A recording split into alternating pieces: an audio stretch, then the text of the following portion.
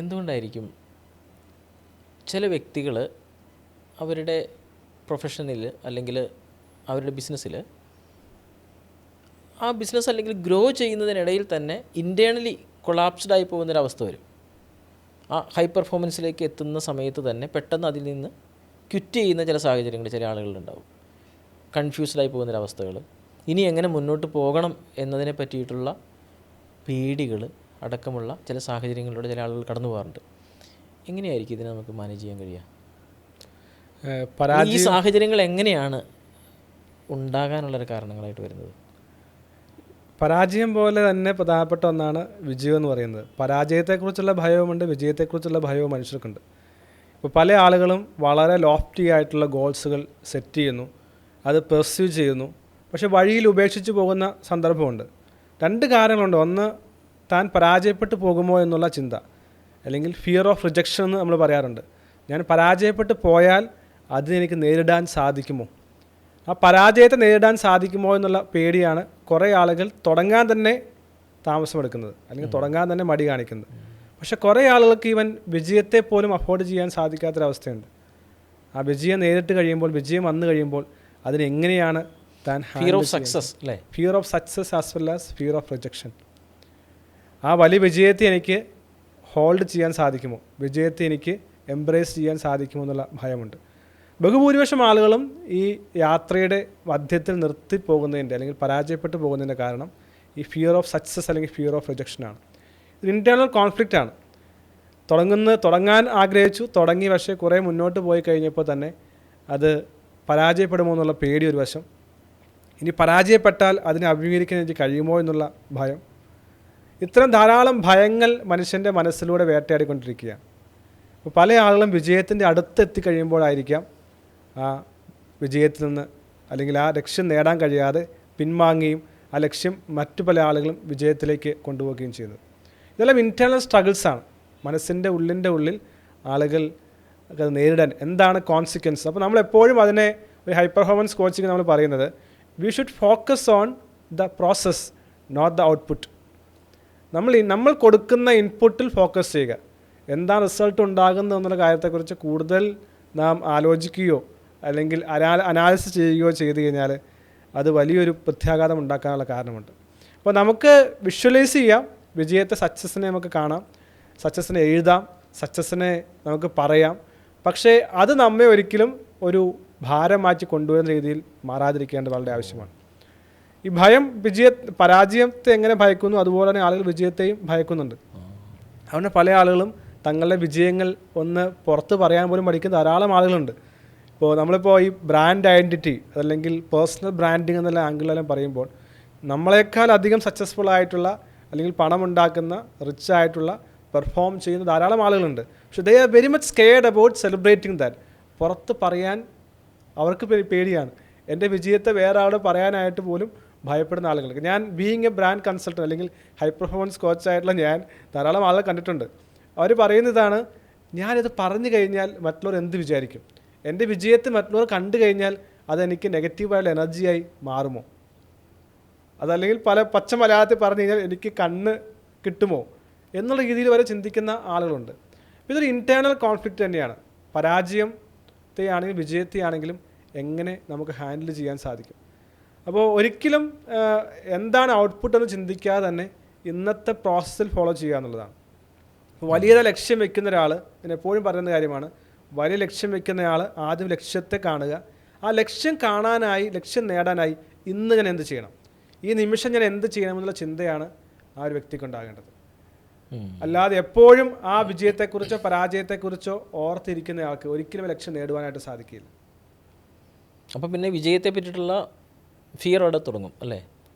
വിജയത്തെ താങ്ങാൻ സാധിക്കുമോ, ഞാൻ വിജയിച്ചു കഴിഞ്ഞാൽ ആ വിജയത്തെ നിലനിർത്താൻ സാധിക്കുമോ, അടുത്ത സ്റ്റെപ്പ് എന്തായിരിക്കും, വിജയത്തിലേക്ക് എത്തിക്കാൻ കഴിയുമോ എന്നുള്ളത് പരാജയത്തിൻ്റെ ഭീതിയാണ്.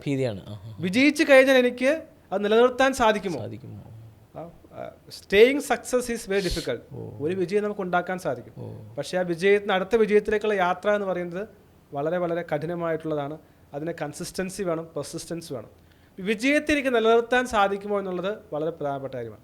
ഇപ്പോൾ പല ഫിലിം സ്റ്റാർസ് അല്ലെങ്കിൽ വളരെ പോപ്പുലർ സെലിബ്രിറ്റീസിൻ്റെ ആളുകളൊക്കെ അവർ വലിയ രീതിയിൽ താരപ്രതിഭ അല്ലെങ്കിൽ പ്രഭയുള്ള ആളുകളായിട്ട് അവർ സമൂഹത്തിലുണ്ടാവും. പക്ഷെ അവരെ സംബന്ധിച്ച് ഏറ്റവും വലിയ പേടി എന്ന് പറയുന്നത് എനിക്ക് എങ്ങനെ എൻ്റെ ഈ ഒരു സെലിബ്രിറ്റി സ്റ്റാറ്റസ് നിലനിർത്താൻ സാധിക്കും. അവിടെ പല സെലിബ്രിറ്റീസൊക്കെ ആത്മഹത്യ ചെയ്യുന്നത് കണ്ടിട്ടുണ്ട്. നമ്മൾ വിചാരിക്കും അവർ എത്ര സക്സസ്ഫുൾ ആണ്, എത്ര പണമുണ്ട്, എന്തോ ഒരു ഫാൻസും ഫോളോവേഴ്സുമാണ്. ഒരു സുപ്രഭാതം കേൾക്കുകയാണ് ഈ നടി, ഈ നടൻ അല്ലെങ്കിൽ ഈ സൂപ്പർ സ്റ്റാർ ആത്മഹത്യ ചെയ്തിരിക്കുന്നു. വിജയത്തെയും ആളുകൾക്ക് ഭയമുണ്ട്. വിജയത്തെ എങ്ങനെ നിലനിർത്താൻ സാധിക്കും? സ്റ്റേയിങ് ഇൻ സക്സസ് എന്ന് പറയുന്നത് വളരെ ഡിഫിക്കൽട്ടാണ്. അതുകൊണ്ട് തന്നെ നമ്മൾ പറയും ഒരു പെട്ടെന്ന് സക്സസ്സിന് വേണ്ടി ശ്രമിക്കാതിരിക്കുക. പെട്ടെന്ന് സക്സസ് ആകുന്ന ആളുകൾക്ക് സക്സസ് നിലനിർത്താനായിട്ട് സാധിക്കുകയില്ല. എപ്പോഴും ഒരു സ്റ്റഡി ആയിട്ടുള്ള സ്ലോ ആയിട്ടുള്ള ഗ്രോത്താണ് നമുക്ക് ഏറ്റവും കൂടുതൽ ആവശ്യം വരുന്നത്. പെട്ടെന്ന് വിജയിച്ചാൽ ആ വിജയം നിലനിർത്താനായിട്ട് പലപ്പോഴും സാധിക്കണമെന്നില്ല. ലൈഫ് എന്ന് പറയുന്നത് ഗ്രോ ചെയ്യുന്നത് step by step. It is like a ladder എന്ന് പറയും. ഒരു കോണിപ്പടി കയറുന്ന പോലെയാണ് നാം ജീവിതത്തിൻ്റെ വിജയത്തെ ആസ്വദിക്കേണ്ടത്. അത് തുടർച്ചയായി ചെയ്യുന്ന വഴിയാണ് വലിയ വിജയങ്ങൾ നമുക്ക് നേടുവാൻ സാധിക്കുന്നത്. ഇപ്പോൾ നമ്മൾ ആദ്യം പറഞ്ഞ ഈ പരാജയത്തിൻ്റെ ഭയവും ഒപ്പം തന്നെ വിജയത്തിൻ്റെ ഭയവും വളരെ ചെറുപ്പകാലങ്ങളിൽ മനുഷ്യൻ്റെ ജീവിതത്തിൽ ആരംഭിക്കുന്നതാണ്.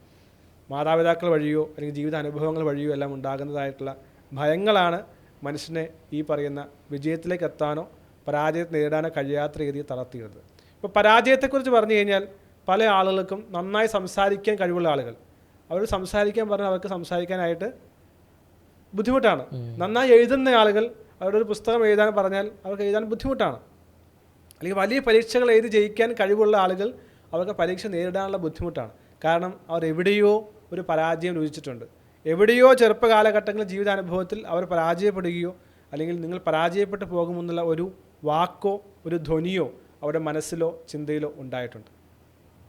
അപ്പോൾ ആ ഒരു ചിന്താഗതിയെ മറികടക്കുവാനായിട്ട് നമുക്ക് സാധിക്കുമ്പോഴാണ് ഇതിനെ നാം നമ്മുടെ ബ്രെയിനിൻ്റെ പാറ്റേൺ അല്ലെങ്കിൽ റീകൺസ്ട്രക്റ്റ് അല്ലെങ്കിൽ റീപ്രോഗ്രാമിംഗ് എന്നെല്ലാം പറയും. പല ആളുകൾക്കും ഒട്ടുമിക്ക ആളുകൾക്കും വലിയ പൊട്ടൻഷ്യൽ ആളുകളായിട്ടാണ് ഭൂമിയിൽ ജീവിക്കുന്നത്. നമ്മൾ കൺസൾട്ട് ചെയ്യുന്ന ആളുകളൊക്കെ പൊട്ടൻഷ്യലും അവരുടെ സ്കില്ലും കണ്ട് നമുക്ക് അറിയാൻ സാധിക്കും. They have humans potential within dum. But അവർക്ക് അതിനെ പുറത്തെടുക്കാനായിട്ട് സാധിക്കുന്നില്ല. ഒന്ന് സ്റ്റാർട്ട് ചെയ്ത് മുന്നോട്ട് പോകുവാൻ സാധിക്കും, പക്ഷേ മുന്നോട്ട് യാത്ര ചെയ്യുമ്പോൾ എവിടെയെങ്കിലും പോയി അവർ അവസാനിക്കുകയാണ്. ഇത് വലിയൊരു പ്രശ്നമുള്ള ഒരു മേഖല തന്നെയാണ്. അപ്പോൾ അങ്ങനെ വരുമ്പോൾ ഒരു വിജയത്തിലേക്ക് ഒരാൾ എത്തി എന്ന് വിചാരിച്ചുള്ളൂ, ഒരു സക്സസ്സിലേക്ക് എത്തുന്നു. എത്തിയതിന് ശേഷം അതിലെങ്ങനെ അയാൾക്ക് നിലനിൽക്കാൻ കഴിയും? അല്ലെങ്കിൽ അതിനും അപ്പുറത്തേക്കുള്ള വിജയത്തിലേക്ക് അയാൾക്ക് വീണ്ടും എങ്ങനെ ആ യാത്ര തുടരാൻ കഴിയും? അതിന് അയാൾ എന്താണ് ചെയ്യേണ്ടത്? ഇവിടെയാണ് നമ്മൾ ഏറ്റവും കൂടുതൽ നമ്മൾ ചിന്തിക്കേണ്ട കാര്യം കൺസിസ്റ്റൻസി. ഒരു വിജയിക്കുന്ന ആളിന് ഏറ്റവും കൂടുതൽ വേണ്ടത് ഒരു കൺസിസ്റ്റൻസിയാണ്. തുടർച്ചയായി പോകാൻ സാധിക്കുന്ന ഒരു മനോഭാവമാണ് ആൾക്ക് വേണ്ടത്. അപ്പോൾ ഈ കൺസിസ്റ്റൻസി ഇല്ലെങ്കിൽ നമുക്കൊരിക്കലും വിജയിക്കാൻ സാധിക്കില്ല. അപ്പോൾ ഒരു ദിവസം 1% പ്രോഗ്രസ് ഉണ്ടാക്കുന്നയാൾ അയാളാണ് ഏറ്റവും കൂടുതൽ വിജയം ഉണ്ടാക്കാൻ പോകുന്നയാൾ. അതിനെ കോമ്പൗണ്ടിങ് എഫക്റ്റ് എന്ന് പറയും, അല്ലെങ്കിൽ കോമ്പൗണ്ടിങ് ഇൻട്രസ്റ്റ് എന്ന് പറയാറുണ്ട്. ഒരു ദിവസം ഇത്ര രൂപ വെച്ച് സ്ഥിരമായി ഇൻവെസ്റ്റ് ചെയ്ത് കഴിഞ്ഞാൽ നമുക്കൊരു വലിയ റിട്ടേൺസ് നമുക്ക് കിട്ടും. അതുപോലെ തന്നെയാണ് സ്കില്ലിൽ നമ്മൾ ഡെയിലി ഇൻവെസ്റ്റ് ചെയ്ത് കഴിഞ്ഞാൽ വലിയ റിട്ടേൺസ് നമുക്ക് കിട്ടും. അപ്രകാരം ഒരു കൺസിസ്റ്റൻസി ഉണ്ടാക്കുന്നവർക്ക് മാത്രമാണ് വിജയിക്കാൻ സാധിക്കുന്നത്. അപ്പോൾ ചോദിച്ച ചോദ്യമാണ് എങ്ങനെയാണ് കൺസിസ്റ്റൻസി ഉണ്ടാക്കാൻ സാധിക്കുക? ഒരു പ്രാവശ്യം വിജയിച്ചു അല്ലെങ്കിൽ വിജയിക്കാനുള്ള യാത്രയിൽ നമുക്ക് കൺസിസ്റ്റൻ്റ് ആയിട്ട് മുന്നോട്ട് പോകാൻ സാധിക്കുമോ സാധിക്കാതിരിക്കുന്നത് എന്തുകൊണ്ടാണ്? അപ്പോൾ ഞാൻ എപ്പോഴും അതിനെ കാണുന്നത് എങ്ങനെയാണ് നമുക്ക് ചെറുതായി തുടങ്ങുവാൻ സാധിക്കുക. വലിയതായി തുടങ്ങിക്കഴിഞ്ഞാൽ പലപ്പോഴും നമുക്ക് അത് നിലനിർത്താനായിട്ടുള്ള ബുദ്ധിമുട്ട് വളരെ കൂടുതലായിരിക്കും. കാരണം നമ്മുടെ ബ്രെയിൻ അല്ലെങ്കിൽ നമ്മുടെ ഇമോഷൻ സിസ്റ്റം എല്ലാം ഇതിനെ താങ്ങാൻ കഴിയാത്ത രീതിയിൽ നമ്മളിലേക്ക് വരും.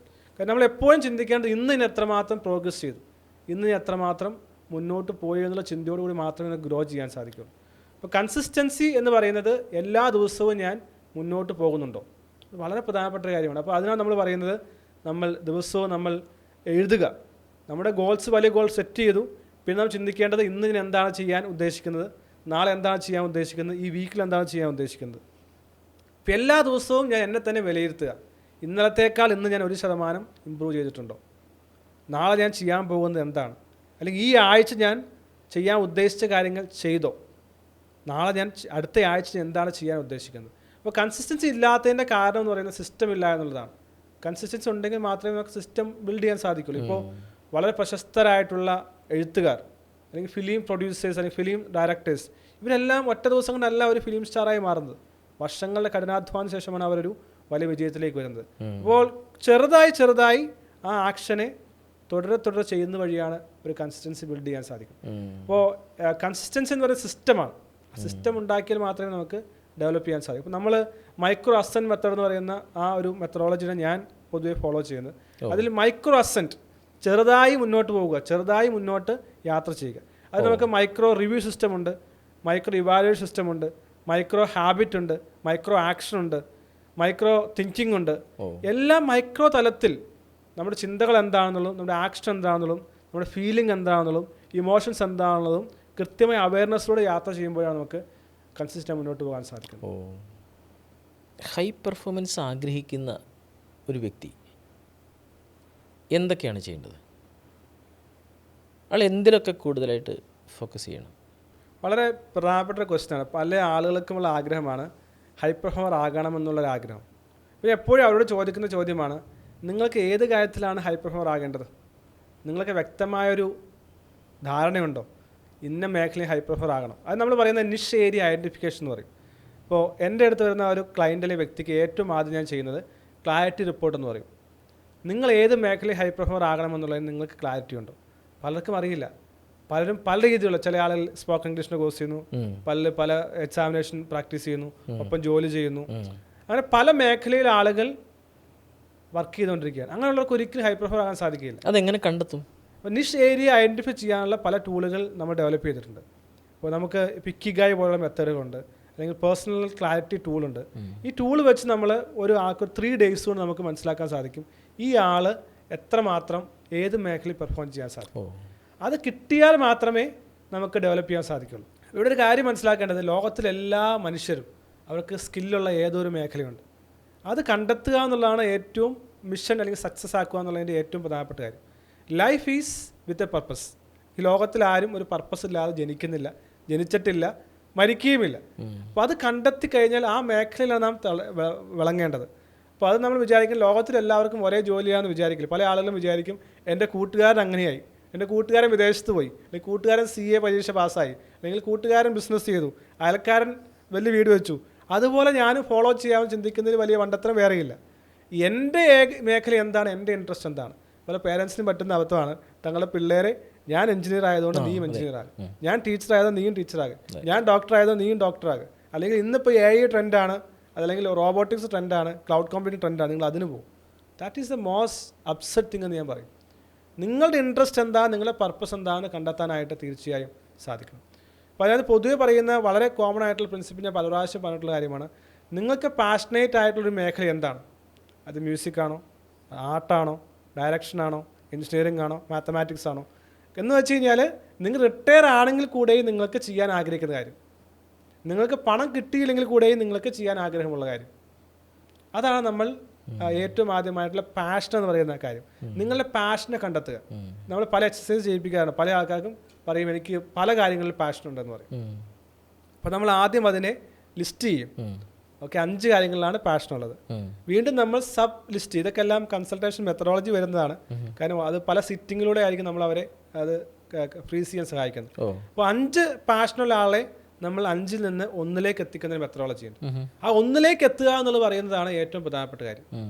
ആ 1-ലെത്തി നീ അതിനുള്ളൊരു എക്സസൈസ് പറഞ്ഞു കഴിഞ്ഞാൽ, ഒന്ന് പാഷൻ പറഞ്ഞു, എനിക്ക് മ്യൂസിക് എന്ന് പറയുന്നത് വളരെ വലിയ പാഷനാണ്. രണ്ടാമത്തെ ചോദ്യം ഇതാണ്, നിങ്ങൾക്ക് എത്രമാത്രം സ്കില്ലുണ്ട് ആ മേഖലയിൽ? ഞാൻ പറയുന്നത് ഞാൻ വലിയ മ്യൂസിക് പാഷനുള്ള ആളാണ്, അല്ലെങ്കിൽ കൊറിയൻ ബാൻഡ് എനിക്ക് ഭയങ്കര ഇഷ്ടമാണ്, അതെൻ്റെ പാഷൻ. എനിക്ക് എന്തെങ്കിലും സ്കില്ലുണ്ടോ? നിങ്ങൾക്ക് സ്കില്ല് ഡെവലപ്പ് ചെയ്യാൻ സാധിക്കും. സ്കില്ലില്ലെങ്കിൽ നിങ്ങൾക്ക് പാഷൻ ഉണ്ടായതുകൊണ്ടും യാതൊരു കാര്യമില്ല. മൂന്നാമത്തെ കാര്യം എന്ന് പറയുന്നത് വളരെ പ്രധാനപ്പെട്ട കാര്യമാണ്. ഒരു ഹൈ പെർഫോമർ ആകുക എന്ന് പറയുമ്പോൾ നമ്മൾ പറയും ഫിനാൻഷ്യലിയും പ്രൊഫഷണലിയും റിലേഷൻഷിപ്പ് വൈസ് സക്സസ് ആകേണ്ടത് ആവശ്യമാണ്. പണം ഉണ്ടാക്കാൻ കഴിയുന്നതിന് ഹൈ പെർഫോമർ ആകുന്നതിനകത്ത് വലിയ അർത്ഥമൊന്നുമില്ല. നമ്മൾ ഫെയിം ക്രിയേറ്റ് ചെയ്യേണ്ടതും ഹൈ പെർഫോമൻസിൻ്റെ ആവശ്യമാണ്. സന്തോഷം നമുക്ക് വലിയ ആവശ്യമാണ്. ഒരു ചോദ്യമാണ്, ഈ പറയുന്ന പാഷനെ ഫോളോ ചെയ്താൽ ഈ സ്കില്ല് ഉണ്ടെങ്കിൽ നിങ്ങൾക്ക് പണം ഉണ്ടാക്കാൻ സാധിക്കും. ഇത് പണം ഉണ്ടാക്കാൻ പറ്റുന്ന ഒരു മാർഗം കൂടിയാണോ എന്നുള്ള ചോദ്യമുണ്ട്. നാലാമത്തെ ചോദ്യം ഇതാണ്, നിങ്ങൾ ഈ കാര്യം ചെയ്താൽ സമൂഹത്തിന് എന്താണ് ഗുണം? ഇതുകൊണ്ട് സമൂഹത്തിൻ്റെ ഏതെങ്കിലും പ്രശ്നത്തെ പരിഹരിക്കാൻ സാധിക്കുന്നുണ്ട്. ഇപ്പം എപ്പോഴും ഒരു തമ്പ് റൂളായിട്ട് ഞാൻ പറയുന്നത്, നിങ്ങൾക്ക് എത്രമാത്രം വാല്യൂ കൊടുക്കുവാൻ സാധിക്കും, നിങ്ങളുടെ സർവീസ് കൊണ്ട്, നിങ്ങളുടെ പ്രവർത്തനം കൊണ്ട് എത്രമാത്രം ഗുണമാണ് മനുഷ്യർക്ക് ഉണ്ടാകാൻ പോകുന്നത്. അവിടെയാണ് ഹൈ പെർഫോമർ ആകാനുള്ള പ്രധാനപ്പെട്ട കാര്യം. നിങ്ങൾ മ്യൂസീഷ്യൻ ആയിരിക്കാം, മ്യൂസീഷ്യൻ ആകുമ്പോൾ നിങ്ങൾക്ക് മറ്റുള്ള എൻ്റർടൈൻ ചെയ്യാൻ സാധിക്കും, വളരെ സ്ട്രെസ് കുറയ്ക്കുവാൻ സാധിക്കും. പക്ഷെ കുറേ കൂടി മൈക്രോ തലത്തിലേക്ക് പോവുക, നിങ്ങളുടെ മ്യൂസിക് എന്തുകൊണ്ട് മറ്റുള്ള മ്യൂസിക്കുകളിൽ നിന്ന് വ്യത്യസ്തമാകുന്നു, നിങ്ങളുടെ കോച്ചിങ് എങ്ങനെ മറ്റുള്ള കോച്ചുകളിൽ നിന്ന് വ്യത്യസ്തമാകുന്നു? നിങ്ങളുടെ അധ്യാപനം എങ്ങനെ മറ്റുള്ളവരുടെ അധ്യാപനത്തിൽ വ്യത്യസ്തമാകുന്നു? നിങ്ങളുടെ ബിസിനസ് പ്രൊഡക്റ്റ് എങ്ങനെ മറ്റുള്ളവരുടെ പ്രൊഡക്റ്റുകളിൽ നിന്ന് വ്യത്യസ്തമാകുന്നു? ആ വ്യത്യസ്തത കൊണ്ടുവരേണ്ടത് വാല്യൂവിലാണ്. മനസ്സിലായി. എത്രമാത്രം വാല്യൂ നിങ്ങൾ കൊടുക്കുവാൻ സാധിക്കുന്നു, എത്രമാത്രം വാല്യൂ കൊടുക്കുന്നു, അത്രമാത്രം ആളുകൾ അത് അക്സെപ്റ്റ് ചെയ്യുകയും അതിനുവേണ്ടി പണം കൊടുക്കുവാനും തയ്യാറാകും. ഇന്ന് പണം എന്ന് പറയുന്നത് ഒരു പ്രശ്നമാണെങ്കിൽ കൂടെയും നിങ്ങൾ എത്രമാത്രം വാല്യൂ കൊടുക്കുന്നു അത്രമാത്രം പണം ആളുകൾ തരാൻ തയ്യാറാണ്.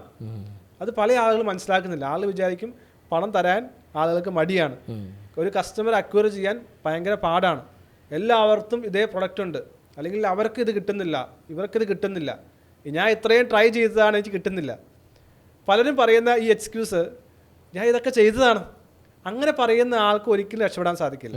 ഞാൻ ഇതൊക്കെ ചെയ്തതാണ്. പല ബിസിനസ്സുകാരും പറയുന്നതാണ്, നമ്മൾ ഓരോ കാര്യങ്ങൾ പറയും ഇതൊക്കെ ഞങ്ങൾ ചെയ്ത് പരാജയപ്പെട്ടതാണ്. അപ്പം അങ്ങനെ പറയുന്നവർക്ക് ഒരിക്കലും ഡെവലപ്പ് ചെയ്യാൻ സാധിക്കും. അതിന് പകരം ചിന്തിക്കേണ്ടത്, ഞാൻ മറ്റുള്ളവർ ചെയ്യുന്നതൊക്കെ വ്യത്യസ്തമായി എന്താണ് ചെയ്യുന്നത്, എത്രമാത്രം അഡീഷണൽ വാല്യൂ ആണ് ഒരു കൺസൾട്ടൻറ്റ്, ഒരു ഓൺട്രപ്രണർ, ഒരു ടീച്ചർ, ഒരു ടെക്നീഷ്യൻ, ഒരു ആർക്കിടെക്റ്റ് നിങ്ങൾ ചെയ്യാൻ സാധിക്കുന്നത്. ഈ 4 മേഖലകളുടെയും കോമ്പിനേഷനിലൂടെയാണ് നമ്മൾ ഒരു നിഷ് ഏരിയ അല്ലെങ്കിൽ നമ്മുടെ കോർ സ്ട്രോങ് ഏരിയ കണ്ടെത്താൻ സാധിക്കും. അത് കണ്ടെത്തി കഴിഞ്ഞാൽ പിന്നീടുള്ള യാത്ര കുറേ കൂടി നമ്മൾ ആദ്യം പറഞ്ഞ കൺസിസ്റ്റൻസി, ഫോക്കസ്, റിവ്യൂ സിസ്റ്റം, ഇതുവഴി നമുക്ക് തീർച്ചയായിട്ടും മുന്നോട്ട് പോകാൻ സാധിക്കും. രണ്ടാമത്തെ കാര്യം, ഹൈ പെർഫോമർ ആകുന്നതിനകത്തൊരു പ്രധാനപ്പെട്ട കാര്യം എന്ന് പറയുന്നത്, നമ്മളുടെ ഗോൾ കണ്ടെത്തി, ലക്ഷ്യം കണ്ടെത്തി, നമ്മുടെ ഇന്ന മേഖലയിൽ ഞാൻ വർക്ക് ചെയ്യാൻ തീരുമാനിച്ചു. അപ്പോൾ ഇനി കുറേ കാര്യങ്ങൾ നമുക്ക് ചെയ്യണമെന്നുള്ള കാര്യങ്ങളും തീരുമാനിച്ചു. ഫോർ എക്സാമ്പിൾ, ഒരു ഓൺട്രപ്രണർ പ്രത്യേക മേഖലയിൽ റോബോട്ടിക്സ് ഉണ്ടാക്കുന്ന ഒരു ഓൺട്രപ്രണറാണ് ആകാൻ പോകുന്നത്. AI ഡ്രിവൺ റോബോട്ടിക് ഉണ്ടാക്കുന്ന ആളാണ്. അതായത് ലക്ഷ്യം അതാണെന്ന് വിചാരിച്ചു. ഇനി എന്തൊക്കെയാണ് അതിനുവേണ്ടി ആക്ഷൻ എന്ന് നമ്മൾ തീരുമാനിച്ചു. പക്ഷേ ഏറ്റവും അധികം ആളുകൾ പരാജയപ്പെട്ടു പോകുന്ന മേഖല എന്ന് പറയുന്നത് കൺസിസ്റ്റൻസിയാണ്. നല്ല ആഗ്രഹമുണ്ട്, നല്ല മിഷനുണ്ട്, പക്ഷേ ഈ ഗോളിനെ ചേസ് ചെയ്യുന്ന യാത്രയിൽ ഒരാഴ്ച കഴിയുമ്പോൾ, 2 ആഴ്ച കഴിയുമ്പോൾ, അല്ലെങ്കിൽ വിജയത്തിൽ അടുത്ത് കഴിയുമ്പോൾ തന്നെ ക്വിറ്റ് ചെയ്ത് പോകുന്ന അവസ്ഥ. ധാരാളം കഥകളൊക്കെ നമുക്ക് അറിയാൻ സാധിക്കും. മെക്സിക്കോയിലൊക്കെ ഉള്ള പല കഥകൾ, മൈൻസ്, ഗോൾഡ് മൈൻസ് ഒക്കെ മൈൻ ചെയ്യാൻ പോയ ആളുകൾ, പലരും മൈൻ ചെയ്ത് ആ ഗോൾഡിൻ്റെ ഖനിയുടെ റിസോഴ്സ് തൊട്ടടുത്ത് ചെന്നപ്പോൾ നിർത്തിപ്പോയിട്ട് ഉള്ള കഥകളുണ്ട്. അപ്പോൾ അവർ കിട്ടിയ പൈസയ്ക്ക് വേറെ മൈനേഴ്സിനത് വിൽക്കുന്നു. അവർ മൈൻ ചെയ്ത് സ്റ്റാർട്ട് ചെയ്ത ഏകദേശം ദിവസങ്ങൾക്കകം വലിയ നിധി കണ്ടെത്തുന്നതായിട്ടുള്ള കഥകളൊക്കെ നമ്മൾ വായിച്ചിട്ടുണ്ട്. ഇതുപോലെ തന്നെയാണ്. അപ്പോൾ കൺസിസ്റ്റൻ്റ് ആയിട്ട് ഫോളോ ചെയ്യാനായിട്ട് നമുക്ക് സിസ്റ്റം വേണം. ഒരു ഹൈ പെർഫോമൻസ് കോച്ച് എന്നുള്ള ഏറ്റവും അധികം ആളെ സഹായിക്കുന്നത് ഈ മേഖലയിലാണ്. എങ്ങനെ നിങ്ങൾക്ക് നിങ്ങളുടെ ലക്ഷ്യത്തിലേക്ക് നിരന്തരം അനുസ്യൂതം നിർത്താതെ യാത്ര ചെയ്യാൻ സാധിക്കും. അപ്പോൾ സിസ്റ്റം എന്ന് പറയുമ്പോൾ നമ്മൾ കമ്പ്യൂട്ടർ പ്രോഗ്രാമിംഗ് ചെയ്യുന്ന പോലെ തന്നെയാണ്. കാരണം നമ്മളൊന്ന് പ്രോഗ്രാം ചെയ്ത് കഴിഞ്ഞാൽ പിന്നെ നാം ഒരു ഓട്ടോമേറ്റഡാണത്. അപ്പോൾ ഇത് തന്നെയാണ്. ഇപ്പോൾ ഞാൻ എപ്പോഴും പറയുന്ന ഉദാഹരണമാണ് പല്ല് തേക്കുക, അല്ലെങ്കിൽ രാവിലെ ഭക്ഷണം കഴിക്കുക, അല്ലെങ്കിൽ ടു നെക്സ്റ്റ് കുളിക്കുക. ഇതൊന്നും പ്രത്യേകിച്ച് നമ്മളെ ആരും കമ്പൽ ചെയ്യേണ്ട ആവശ്യമില്ല. ചെറുപ്പത്തിൽ മാതാപിതാക്കളെ വഴക്ക് പറയുകയും അടിക്കുകയൊക്കെ ചെയ്തു. ആ സിസ്റ്റം നമ്മുടെ ജീവിതത്തിൻ്റെ പാർട്ടായി. ഇപ്പോൾ 6 മണിക്ക് ദിവസം എഴുന്നേൽക്കുന്ന ആൾക്ക് പ്രത്യേകിച്ച് ഒന്നും പറയാതെ തന്നെ ആൾ എഴുന്നേൽക്കും. ഞാൻ രാവിലെ 4 മണിക്ക് എഴുന്നേൽക്കുന്ന ആളാണ്. ഇറ്റ്സ് വെരി ഡിഫിക്കൽട്ട് അല്ലേ? 3 മണിക്ക് 4 മണിക്ക് എഴുന്നേൽക്കുന്നത് വളരെ ഡിഫിക്കൽട്ടാണ്. പക്ഷെ എന്നെ സംബന്ധിച്ച് എന്നെ ആരും നിർബന്ധിക്കേണ്ട, അലാം പോലും വെക്കണ്ട. കാരണം എൻ്റെ ലൈഫിൻ്റെ വളരെ തുടക്ക നാളുകൾ ഞാൻ പ്രാക്ടീസ് ചെയ്തുകൊണ്ട് ആ സിസ്റ്റം എൻ്റെ ബിൽഡ് ചെയ്യപ്പെട്ടിരിക്കുകയാണ്. ഇത് തന്നെയാണ് ഒരു പുതിയ കാര്യം ചെയ്യാൻ ആഗ്രഹിക്കുന്ന ആൾക്ക് ഒരു സിസ്റ്റം ബിൽഡ് ചെയ്യപ്പെടണം. സിസ്റ്റം എന്ന് പറയുന്നത് ആരും കമ്പൽ ചെയ്യാതെ, ഒരാൾ പറയാതെ, മക്കളോ ഭാര്യയോ ഭർത്താവോ ടീച്ചേഴ്സോ പറയാതെ ചെയ്യാൻ സാധിക്കണം. അവിടെയാണ് നമ്മൾ സിസ്റ്റം ബിൽഡ് ചെയ്യുന്നത്. ഈ സിസ്റ്റം നമുക്കൊരു 7 ദിവസം മുതൽ 66 ദിവസം വരെ പ്രാക്ടീസ് ചെയ്യുമ്പോൾ ഏത് ഡിഫിക്കൽട്ടായിട്ടുള്ള സിസ്റ്റവും നമുക്ക് ഡെവലപ്പ് ചെയ്യാൻ സാധിക്കും. ഇപ്പം എൻ്റെ എക്സ്പീരിയൻസിൽ 7 ദിവസം കൊണ്ട് തന്നെ ഒരു പുതിയ ഹാബിറ്റിലേക്ക് വന്ന ആളുകളുണ്ട്. 66 ദിവസം കൊണ്ട് വരെ ഹാബിറ്റ് ബിൽഡ് ചെയ്യപ്പെട്ട് പോയിട്ടുള്ള കേസസ് ഉണ്ട്. എൻ്റെ എക്സ്പീരിയൻസിൽ അങ്ങനെയാണ് മനസ്സിലാക്കാൻ സാധിച്ചത്. 7 to 66 ഡേയ്സ് ഏത് ഡിഫിക്കൽട്ടായിട്ടുള്ള ഹാബിറ്റ് ഫോം ചെയ്യാൻ സാധിക്കും. ഞാൻ ഹാബിറ്റ് എന്ന് പറയുന്നത് ഓട്ടോമേറ്റഡാണ്. വേറൊരാളുടെ സഹായമില്ലാതെ നമ്മൾ ചെയ്യുക. ഒരു എക്സ്റ്റേണൽ ഫോഴ്സ് ഇല്ലാതെ സ്വന്തമായി തന്നെ നമുക്ക് സ്റ്റാർട്ട് ചെയ്യാൻ സാധിക്കുന്നതാണ് സിസ്റ്റം എന്ന് പറയുന്നത്. സിസ്റ്റം ബിൽഡ് ചെയ്യുന്ന വഴി എന്ത് സംഭവിക്കും? നാളെയും അടുത്ത മാസവും അടുത്ത ആഴ്ചയും അടുത്ത വർഷവും എല്ലാം ചെയ്ത് നമ്മുടെ ഗോളിൽ എത്തുന്നവരെ നമുക്ക് വേറൊരാളുടെ സഹായമില്ലാതെ മുന്നോട്ട് പോകാൻ സാധിക്കും. ഇപ്പോൾ ഈ ഒരു പ്രധാനപ്പെട്ട കാര്യം, 2 പ്രധാനപ്പെട്ട കാര്യം, ഇതിനകത്ത് 7 സ്റ്റെപ്പുകൾ നമ്മൾ ആളുകൾക്ക് പഠിപ്പിച്ചു കൊടുക്കുന്നുണ്ട്. ഈ മെൻ്ററിംഗ് മെക്കാനിസത്തിൽ 7 സ്റ്റെപ്പുകൾ നമ്മൾ അവരെ ആ ജേർണിയിൽ കൊണ്ടുപോകുന്നുണ്ട്. അതിൽ ഏറ്റവും പ്രധാനപ്പെട്ടത് നമ്മുടെ നിഷ് ഏരിയ കണ്ടെത്തുക എന്നുള്ളതും, രണ്ടാമത് നമ്മുടെ സിസ്റ്റം ബിൽഡ് ചെയ്യാമെന്നുള്ളതാണ്. ഈ 2 മൈക്രോ അല്ലെങ്കിൽ നിഷ് ഏരിയ, മൈക്രോ ഏരിയ അല്ലെങ്കിൽ നിഷ് ഏരിയ കണ്ടെത്തുക, 2 മൈക്രോ സിസ്റ്റം ബിൽഡ് ചെയ്യുക. ഇത് രണ്ടും ഉണ്ടെങ്കിൽ നമുക്ക് തീർച്ചയായിട്ടും നമ്മുടെ ലൈഫിൽ ഏത് ലോഫ്റ്റി ആയിട്ടുള്ള ഗോൾസും അച്ചീവ് ചെയ്യാൻ സാധിക്കും. ഇതാണ് ഹൈ പെർഫോമൻസ് എന്ന് പറയുന്നത്. പിന്നെ ഹൈ പെർഫോമൻസ് എന്ന് പറയുമ്പോൾ നമ്മൾ പലപ്പോഴും ആളുകൾ വിചാരിക്കും പണം ഉണ്ടാകുന്നതാണ് ഹൈ പെർഫോമൻസ്, അല്ലെങ്കിൽ ഒരു ജോലിയിൽ വളരെ സക്സസ് ആയി ചെയ്യാൻ കഴിയുന്നതാണ് ഹൈ പെർഫോമൻസ്. അതല്ല, അല്ലെങ്കിൽ പറയും വളരെയധികം ഫേമസ് ആകുക എന്നുള്ളത് ഹൈ പെർഫോമൻസ്. ക്രിക്കറ്റ് താരങ്ങളെ കാണുന്നു, സിനിമ താരങ്ങളെ കാണുന്നു, അല്ലെങ്കിൽ വലിയ സയന്റിസ്റ്റിനെ എല്ലാം കാണുന്നു. നമ്മൾ വിചാരിക്കുന്നവർ വളരെ സക്സസ്ഫുൾ ആണ്, പക്ഷേ പിന്നിലേക്ക് നോക്കി കഴിഞ്ഞാൽ നമുക്ക് മനസ്സിലാക്കാൻ സാധിക്കും പല മേഖലകളിലും അവർ അസംതൃപ്തരും പരാജിതരുമാണെന്നുള്ളത്. അപ്പോൾ ഞാൻ മുന്നോട്ട് വയ്ക്കുന്ന ഹൈ പെർഫോമൻസിൽ ഒരിക്കലും അതല്ല ഹൈ പെർഫോമൻസ്. ഒന്നാമത്തെ കാര്യം, നിങ്ങൾക്ക് പണം ഡെഫിനറ്റായി വേണം. പണം ഏറ്റവും പ്രധാനപ്പെട്ട ആവശ്യമാണ്. അതോടൊപ്പം തന്നെ ഏകദേശം 7 മേഖലകളുണ്ട്. കുറേ പണമുണ്ട്, പക്ഷേ സന്തോഷമില്ലെങ്കിലോ? അതെ, തീർച്ചയായും. കുറേ പണമുണ്ട്, പക്ഷേ നമ്മൾ സംസാരിക്കാനും നമ്മെ നമ്മൾ ചേർത്ത് പിടിക്കാനും ആരുമില്ലെങ്കിലോ? സമൂഹത്തിൽ വലിയ പൊസിഷൻസ് ഉണ്ട്, പക്ഷേ എപ്പോഴും സ്ട്രെസ്സാണെങ്കിലോ? അപ്പം അതുകൊണ്ട് ഒരു 7 തരത്തിലുള്ള മൈൻഡ് സെറ്റുകൾ ഉൾപ്പെടുന്നതാണ് ഹൈ പെർഫോമൻസ് എന്ന് പറയുന്നത്. ഞാൻ എൻ്റെ കോഴ്സുകളെല്ലാം അതിനെക്കുറിച്ച് happiness mind set, gratitude mind set, positive mind set. അപ്പോൾ ഞാൻ പറയും high performance is A mind set. പിന്നെ വളരെ പ്രധാനപ്പെട്ട കാര്യം, നമ്മൾ ഹൈ പെർഫോമർ ആകണമെന്ന് ആഗ്രഹിക്കും, പക്ഷേ നമുക്ക് വേണ്ടത് ചീപ്പായിട്ടുള്ള രീതിയിൽ ഹൈ പെർഫോമർ ആകാൻ ശ്രമിക്കുക. ആൾക്കാർ വിചാരിക്കും ഓക്കെ ഹൈ പെർഫോമർ ആകാൻ അതൊക്കെ ചെയ്താൽ മതി, പക്ഷെ ഒരിക്കലും അത് സാധിക്കില്ല. High performance is A costly affair. ഇപ്പോൾ 1 കോടി ഏൺ ചെയ്യാൻ ആഗ്രഹിക്കുന്ന ആൾ എനിക്കൊരു 10,000 രൂപ പോലും എൻ്റെ സ്കില്ല് ഡെവലപ്പ് ചെയ്യാനോ മെൻറ്റർക്ക് കൊടുക്കാനോ കഴിയില്ല എന്ന് പറഞ്ഞാൽ അവരൊരിക്കലും ഹൈ പെർഫോമർ ആകില്ല. ഇപ്പോൾ ഹൈ പെർഫോമൻസ് മൈൻഡ് സെറ്റ് എന്ന് പറയുന്നത് പറഞ്ഞാൽ ഞാനത് ആയി എന്നുള്ള വിശ്വാസത്തോടെയാണ് ആരംഭിക്കേണ്ടത്. കാരണം പല ആളുകൾക്ക് സംശയമാണ്.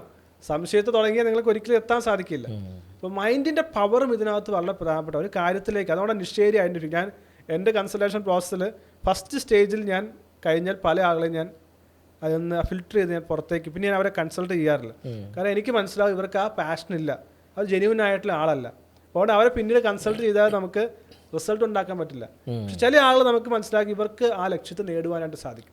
അതുകൊണ്ട് ഈ ഫസ്റ്റ് സ്റ്റേജ് ആ ക്ലാരിറ്റിയിലേക്ക് ഫോക്കസിലേക്ക് വന്നു കഴിഞ്ഞാൽ മാത്രമേ നമുക്ക് അടുത്ത ലെവലിലേക്ക് മുന്നോട്ട് പോകാൻ സാധിക്കുള്ളൂ. അപ്പോൾ അതുകൊണ്ട് ഞാൻ പറയുന്നത് ഈ പ്രോസസ്സ് എന്ന് പറയുന്നത് ഹൈ പെർഫോമൻസ് എന്ന് പറയുന്നത് കോസ്റ്റ്ലി ആണെന്നുള്ള കാര്യം മനസ്സിലാക്കുക. പല ആൾക്കും വിചാരിക്കും ഹൈ പെർഫോമൻസ് എനിക്ക് തന്നെയാകാം, പക്ഷേ അത് വളരെ വളരെ ബുദ്ധിമുട്ടാണ്. പല ആൾ നമ്മൾ എടുത്തു നോക്കിയാൽ ഹൈ പെർഫോമർ ആയിട്ടുള്ള പല ആൾ എടുത്തു നോക്കി കഴിഞ്ഞാൽ അവരെ പിന്നിൽ അവരെ സഹായിച്ച ഒരു ഗോഡ് ഫാദർ അല്ലെങ്കിൽ മെൻറ്റർ ഉണ്ടാകും. അത് നമ്മൾ ഈ ലോകത്തിൽ ഏറ്റവും പ്രശസ്തരായിട്ടുള്ള APJ അബ്ദുൽ കലാം ഉൾപ്പെടെയുള്ള ആളുകൾ നമ്മൾ പറയും സാധാരണ സാഹചര്യത്തിൽ വന്ന ആളാണെന്ന് പറയും, പക്ഷേ അദ്ദേഹത്തിന് പോലും ഒരു കോൺസ്റ്റൻ്റ് ആയിട്ടുള്ളൊരു മെൻറ്ററിങ് കിട്ടിയിട്ടുണ്ട്. വളരെ പണം കുറഞ്ഞ ആളായിരുന്നു, പക്ഷേ ദരിദ്രമുള്ള ആളായിരുന്നു, പക്ഷേ ഒരു മെൻറ്ററിങ് കിട്ടിയിട്ടുണ്ട്. നമ്മൾ ഏറ്റവും പ്രധാനപ്പെട്ട മനസ്സിലാക്കേണ്ട കാര്യം എന്ന് വെച്ചാൽ ഹൈ പെർഫോമൻസ് എന്ന് പറയുന്നത് അത് വലിയ വിദ്യാഭ്യാസം വേണമെന്നില്ല, വലിയ വലിയ ബാക്ക്ഗ്രൗണ്ടിൽ നിന്ന് വേണമെന്ന് നിർബന്ധമില്ല, വലിയ സംവിധാനങ്ങൾ നമുക്ക് വേണമെന്നില്ല. ഏതാൾക്കും ഹൈ പെർഫോമർ ആകാൻ സാധിക്കും, പക്ഷേ ഇതൊരു മൈൻഡ് സെറ്റാണ്. അപ്പോൾ ഇതൊരു ചീപ്പ് മൈൻഡ് സെറ്റ് അല്ല. അപ്പോൾ അതുകൊണ്ട് എപ്പോഴും പറയുന്ന നമ്മൾ കാര്യം high performance in abundant mind set, abundance, rich mind set. ഞാൻ ഒരു വലിയ ബിസിനസ്സുകാരനായി മാറാൻ ആഗ്രഹിക്കുന്നു, അല്ലെങ്കിൽ വലിയ ഒരു ഒരു CHO അല്ലെങ്കിൽ വലിയ രീതിയിൽ പണം സമ്പാദിക്കാൻ ആഗ്രഹിക്കുന്നു. ഞാൻ പറയുകയാണ് എനിക്ക് ഫ്രീ ആയിട്ട് എല്ലാം കിട്ടണം, കിട്ടുമോ? കിട്ടില്ല, ഒരിക്കലും കിട്ടില്ല. അപ്പം അതുകൊണ്ട് ഞാൻ എപ്പോഴും പറയും നിങ്ങളുടെ കോച്ച്, നിങ്ങൾ വായിക്കുന്ന പുസ്തകങ്ങൾ, നിങ്ങൾ യാത്ര ചെയ്യുന്ന സ്ഥലങ്ങൾ, നിങ്ങൾ ഹയർ ചെയ്യുന്ന കോച്ച് എക്സ്പെൻസീവ് ആയിട്ടുള്ള ഹൈലി സ്കിൽഡ് ആയിട്ടുള്ള ആളുകളായിരിക്കും.